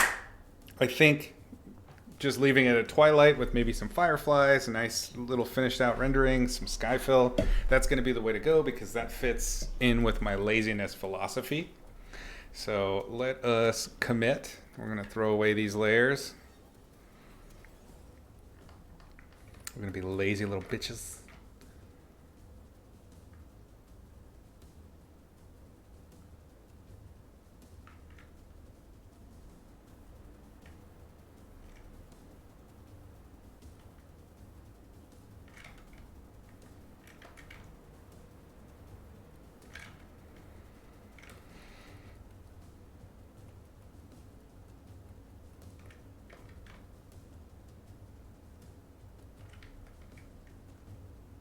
That's right, I can't warp multiple layers. You can in Procreate, but not in Photoshop. Conservation of energy for artistic matters. Agreed. Lazy looks really good. Sexy lazy. Let's merge Homeboy down. Boosh. Done. Committed. Let's do the full group.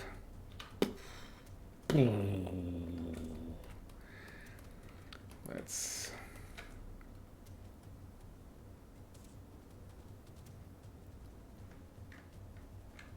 copy, paste. Oops.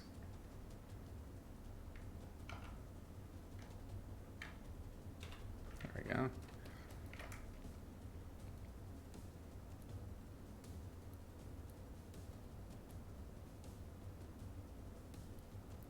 I like the triangles I'm making in here, so I'm just going to commit to the triangle rhythms and just do bigger triangles everywhere. Jawsbreaker, thank you so much for that sub. That means the world. Thank you. Let's do this one here. Like this. I'm going to do a little transform. Oops. Let's do a warp. I don't want to mess with the top pixels all that much.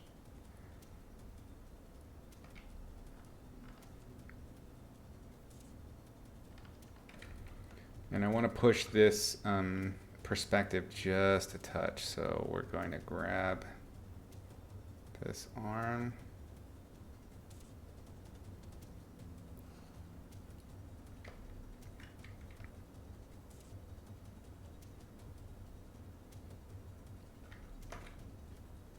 Do another warp again, because I want to be lazy and not mess with the top pixels all that much.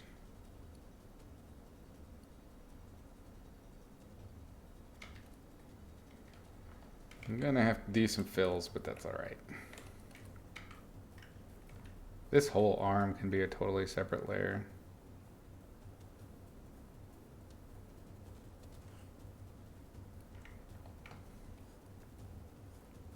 So just like we did the break apart for, you know, foreground, midground, background, so everything's on different layers, we could do the same thing with the figure. So there's a foreground, midground, background on the figure, and that makes, you know, overlap painting a lot easier to do. So we're gonna cut, shift, paste. Let's make sure that's in front of our rib cage. See, my perspective was off with this arm.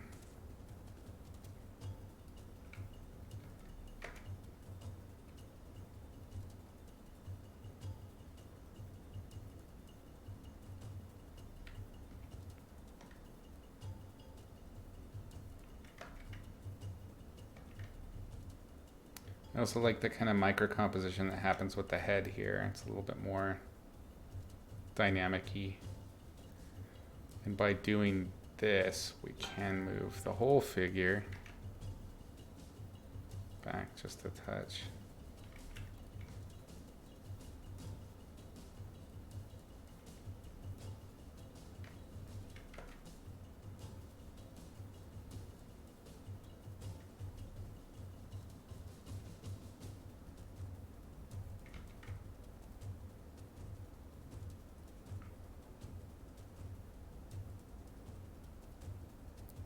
Do I want that overlap over the head? I don't know.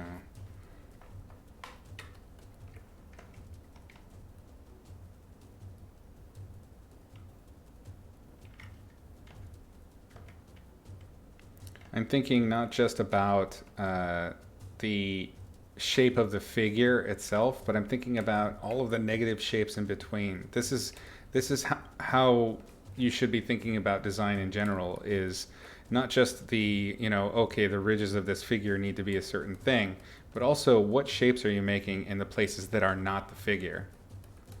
It's a huge part of it that's not really talked about all that much.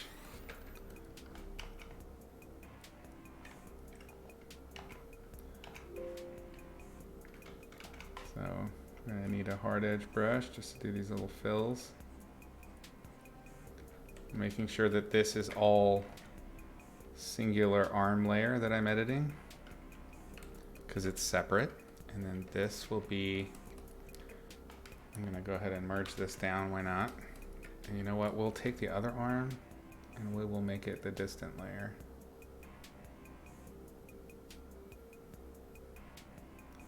You know what, I should have done that before I did the merge. Hold on.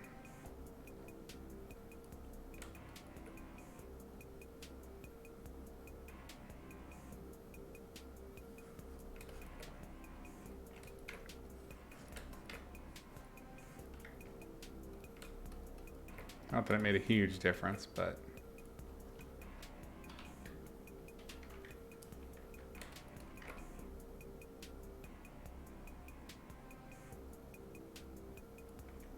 and that goes behind because that's our distal layer. Ooh, look at that background action back there. Gotta get rid of that. Oh, and I merged everything down. Oh no. No, I didn't. Okay. Whew. Where do you live, mister? There you are.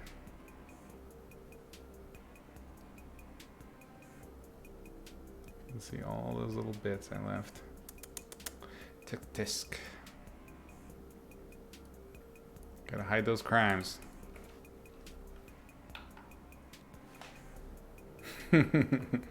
Took a while. PayPal said no. Oh no. Well, I appreciate you making the effort to sub. It means the world, like I said. That's great. Yeah, we can talk backpacking in here for sure. And hostels. And the terrible smells of hostels. Terrible things that happen in the hostel. A little overlap with the background back there. Yeah. I think these are all changes for the better with our guy. I'm going to group all this together so I don't have to wonder what's what. Hostel bathrooms. Actually, I remember I stayed in a hostel in Kyoto. It was the nicest hostel I'd ever been in. Actually, Japan in general had great hostels. There was an amazing one really close to the Narita airport that was great. I think it was called Blue Mountain. Blue Mountain Hostel. The guy that ran it was super awesome. He lived there by himself and took care of the place by himself. And he took us on a tour around Narita just like on his own. The one in Kyoto was off of the river. God, it's been like 7 years. I cannot remember.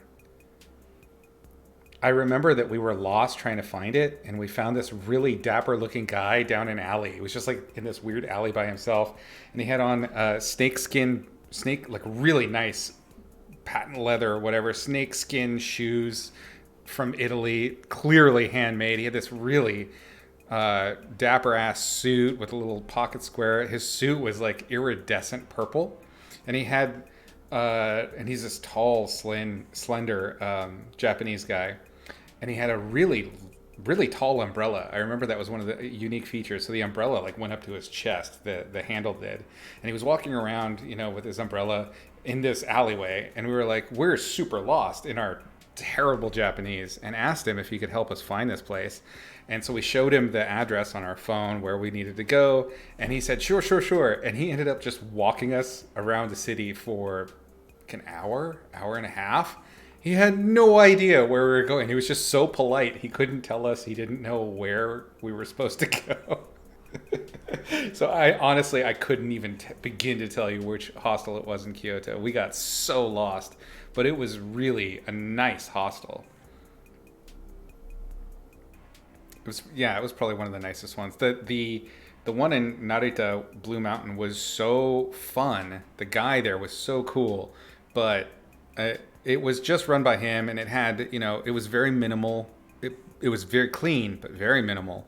Whereas the one in Kyoto was like, luxurious. It was really cool. En-suites are so much worse than public bathrooms.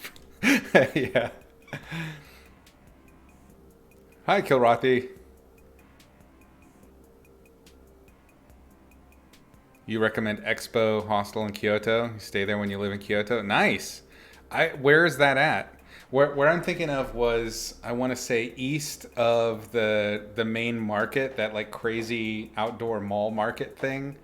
Closer to, what's it called? The Mizo Temple? The water temple up on the hill?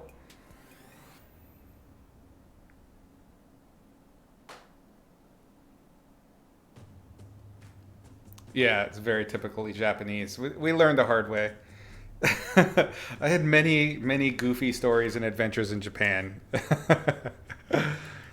Oh, Japan. I miss it. That was a lot of fun.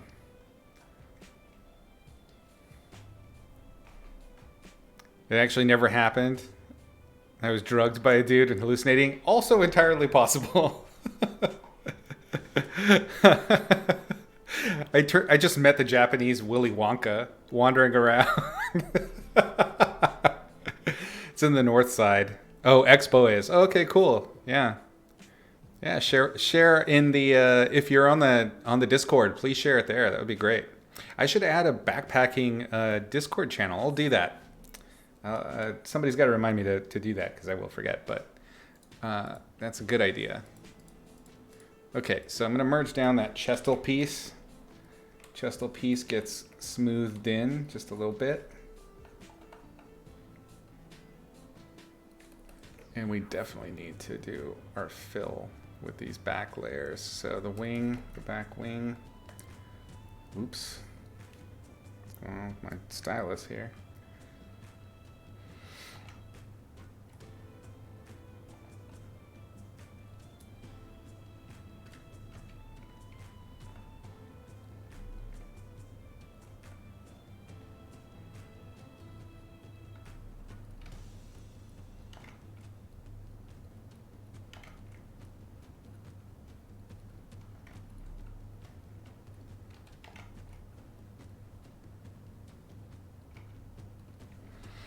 Okay, that's something. Yeah, I think that design works a little bit better. Maybe we could, let's see, I worked on the body a bit.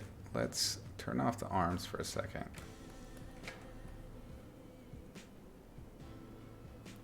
See, the designing never really stops.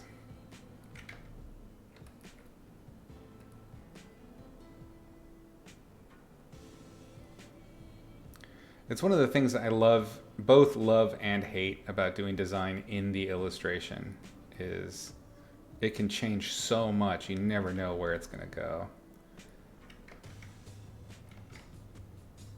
But at the same time, it can change so much. You never know where it's going to go.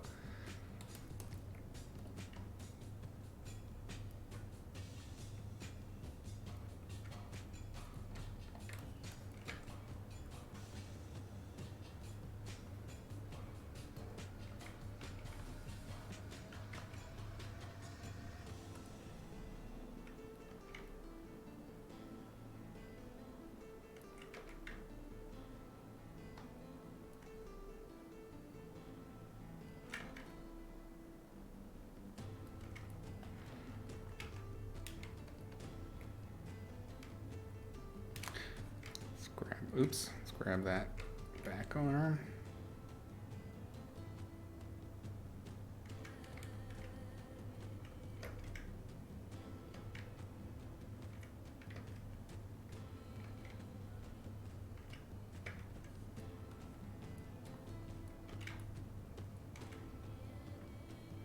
Too much.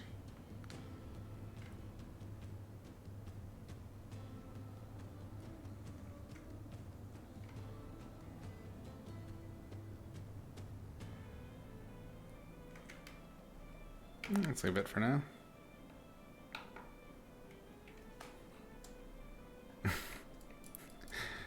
Willy Wakako, nice. Thanks, Kilrathi. Has anyone been to Slovenia? No, I have not been. I actually haven't been to the vast majority of any of the Balkan or Slavic countries. I'm becoming well versed in them currently for my day job, but I've never been out that way. I would love to. Permanent backpacking sounds fun, but at the same time, just dragging my computer around sucks. Like having an office is so great. Also, the other thing that would never happen, and it didn't happen when I was living on the boat, was the same thing, was this. We couldn't be doing this if I was on the road. I would not want to do this. It's just such a stress trying to find internet.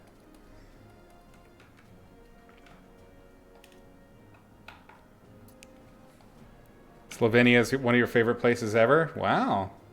Tell us about it.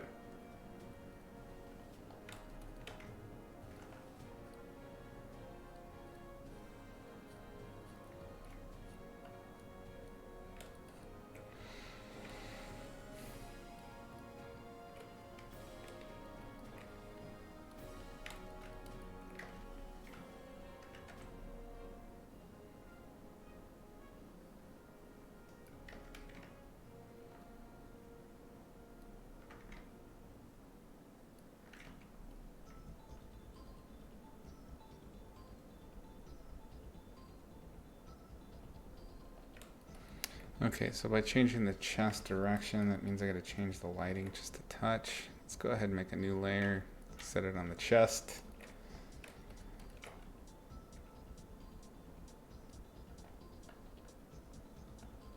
I think we're gonna have to do the pit of the neck here now. Let's raise the chest up. Let's do another one, why not? Just make another pectoral. Because it's a demon. God damn it. Do what we want.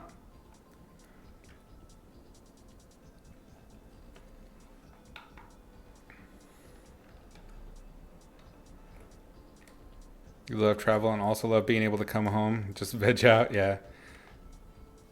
Excuse me, there's a small town outside the capital called Lesh Bled. It's this tiny, small tourist town with this big lake. Lake has a tiny island on it with a church on the island, really. You can hike around the lake and there's a castle on the ridge. Wow. The lake turns red from algae. Wow, that's so cool. Very interesting.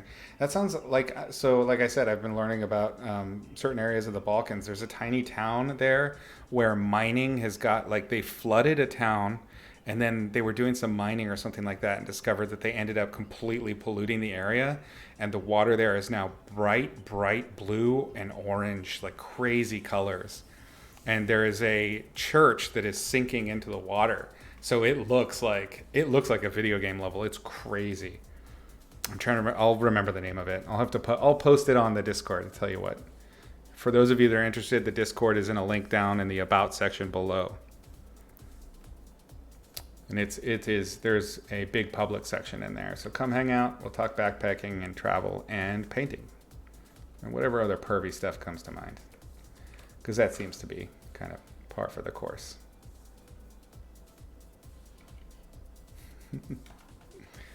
We are monsters.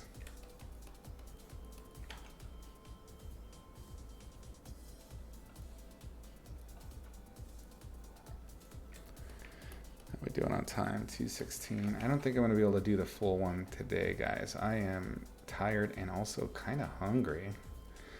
I'm getting hungry.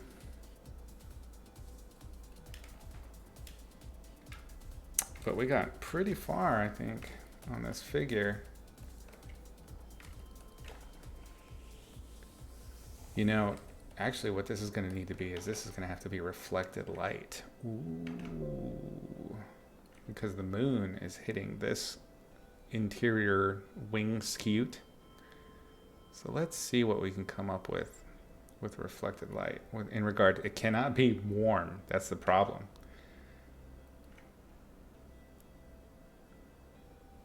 And it can't be as bright as my light source. So actually let's grab a lit surface. It's going to be diminished. And we're going to warm it just slightly, ever so. Is this it?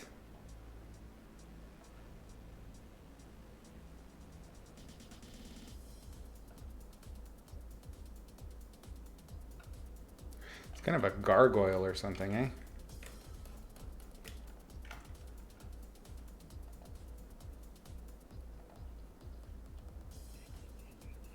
Gonna have to alter the form just a bit.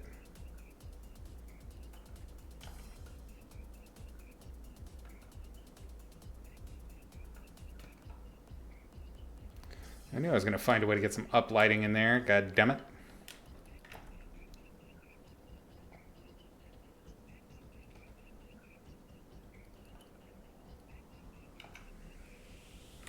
It's a little too much, of course. Well, we can knock it back now.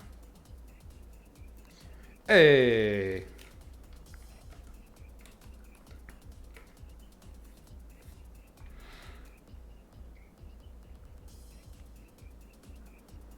You're not sure in the right permissions on the Discord. You should be on the public section, be able to post stuff.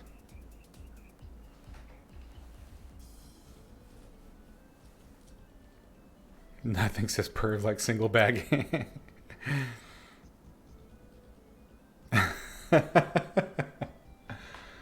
Nice. Like I said, it's gonna get real pervy on there. It's what we do. That's how we roll. I am going to let the face be real dark.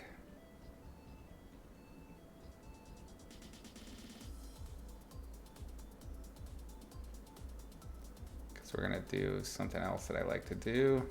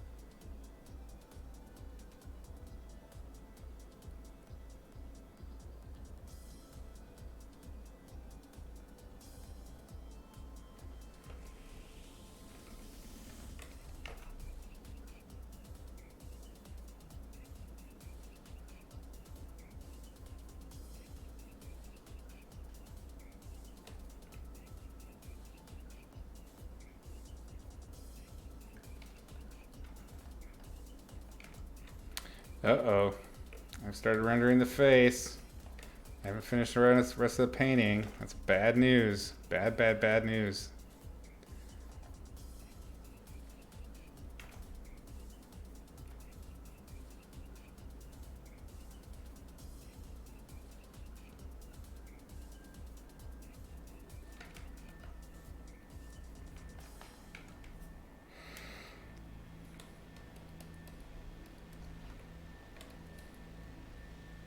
Craig. The act of using a single prophylactic with an amputee of questionable morals. That sounds very Monty Python-esque.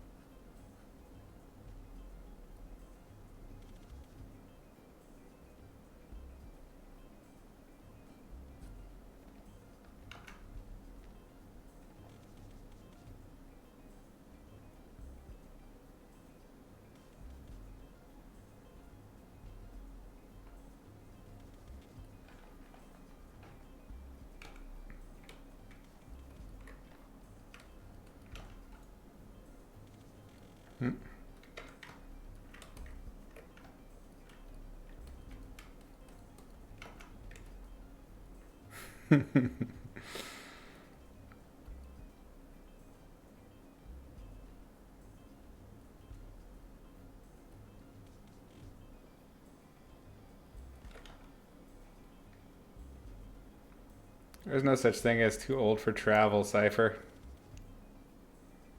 I don't buy it.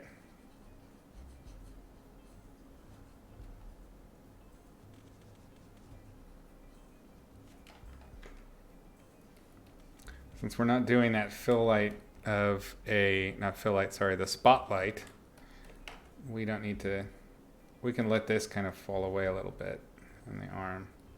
So much so I'm going to just merge these down. You know what? Let's just merge it as it is. Let's commit. Boosh.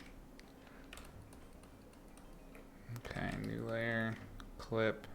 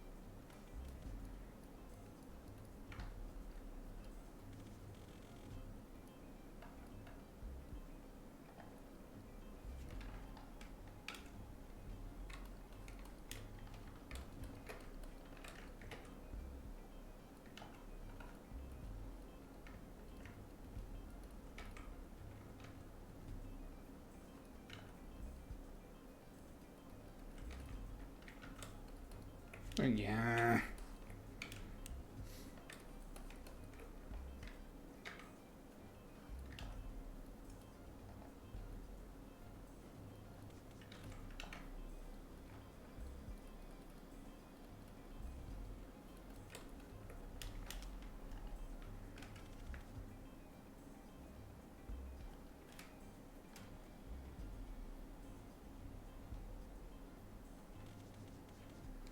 There's lots of fun decisions to make, I think, that we will suss out for next session, which will be Saturday. I think I will probably be on between 10 to noon, somewhere in there I'll start. Don't know how long we'll go. It depends on how I feel, because it's the weekend. But I think like I said, I think we're at a good stopping point to kind of take a break, reassess. Decisions were made, mistakes were made, all that good stuff.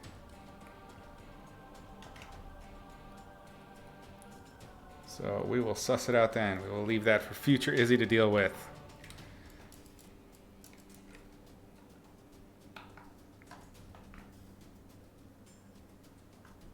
What did I miss? I missed some stuff. Y'all chalking.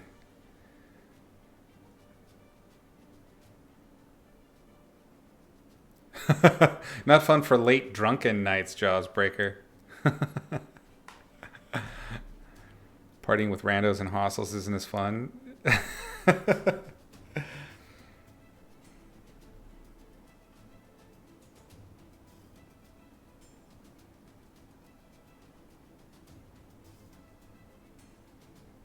Awesome.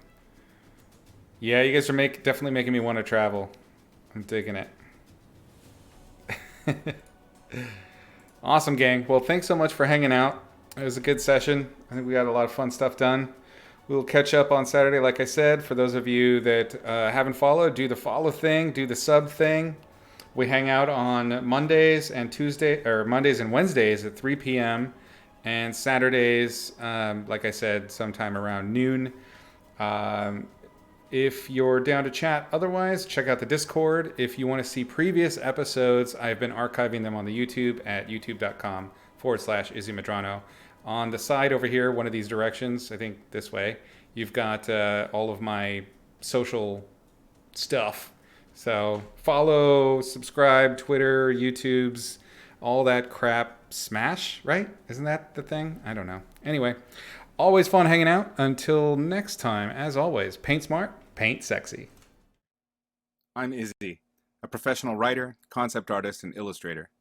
I've taught painting for a dozen years or so, on and offline. Many of your favorite illustrators and designers have studied with me or under me and have gone on to teach in their own right. You're here because, like they did, you want to learn to paint realistically for illustration or concept art. Well, worry not. You're in the right place. Grab a seat. I want you to join me as I explain all the aspects of image making in extremely digestible and clear monthly lessons. Not through the lens of silly how to paint hair or eye demos. That shit is carnival tricks. And you're not really learning anything except an exact way to render one thing in one manner. This is painting mysticism at its worst. Watching these kinds of exploitative lessons won't help you level up with your understanding. Sure, now you can paint sparkly hair, but what if you want to paint a dragon, or figure out how to render a sea of fire, or depict a one-eyed transgender space marine dying in the vacuum of space? Painting and image making are tools of communication, and can be learned by anyone willing to put in some time. Like grammar is for language, light, color, and form literally follow a formula. Painting well is not a matter of chicken bones, zombie crackers, and the ever-dismissive concept of talent. Learning with my series, Izzy's Logic of Light and Color, will give you the tools and understanding so you can analyze light and form in reality and bring it to life in your work. Using this simple system I have distilled will help you harness your art to share your ideas as you've always intended. When we are children, we all draw in symbols. Symbols for our house, our hands, the sun, the grass, our pet lobster. As we grow into artists, we must learn to throw away symbols and begin to draw and paint what it is we actually see. And as we grow further, we learn to paint beyond what we see and what is actually there.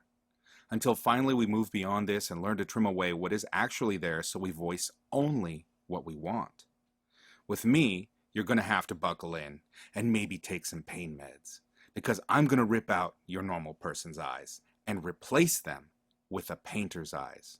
I'm going to restructure how you see and how you understand what you're seeing. I'm going to turn you into a painting machine. Truly, anyone can learn to paint realistically if they can both determine what they're seeing or imagining with basic and straightforward rules. Once you understand the mechanics of light, color, and form in reality, you will have the capacity to paint anything you can see or imagine realistically. After that, the real fun begins.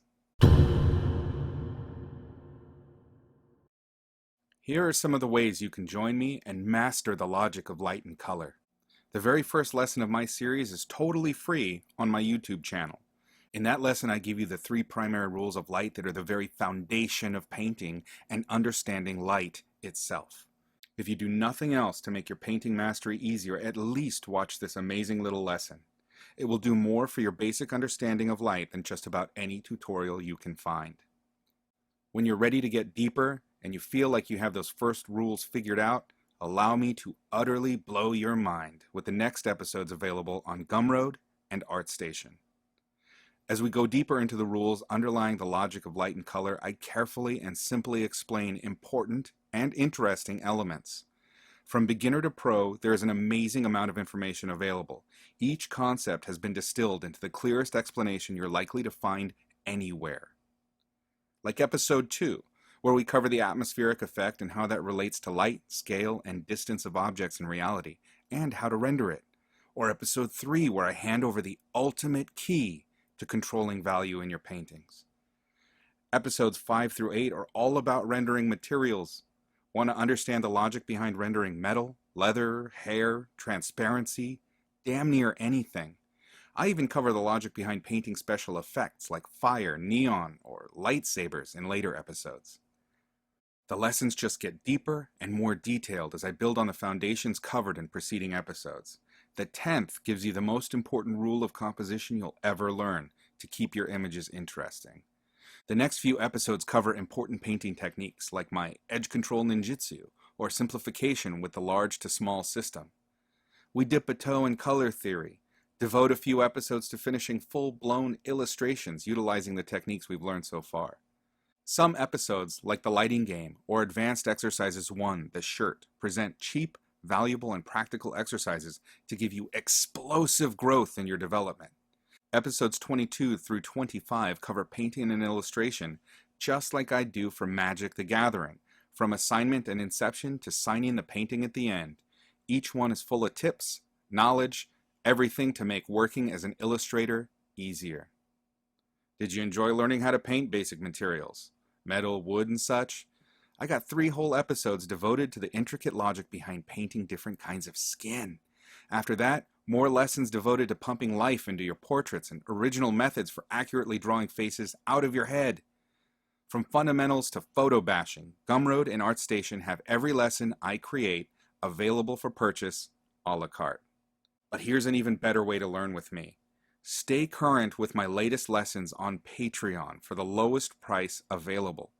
Monthly support gets my student that month's lesson, a critique or paint over of their finished work, a discount code for 25% off the entire Gumroad archive, and access to the Logic of Light and Color Discord community, where we plan future lessons, share knowledge, and learn together as a team.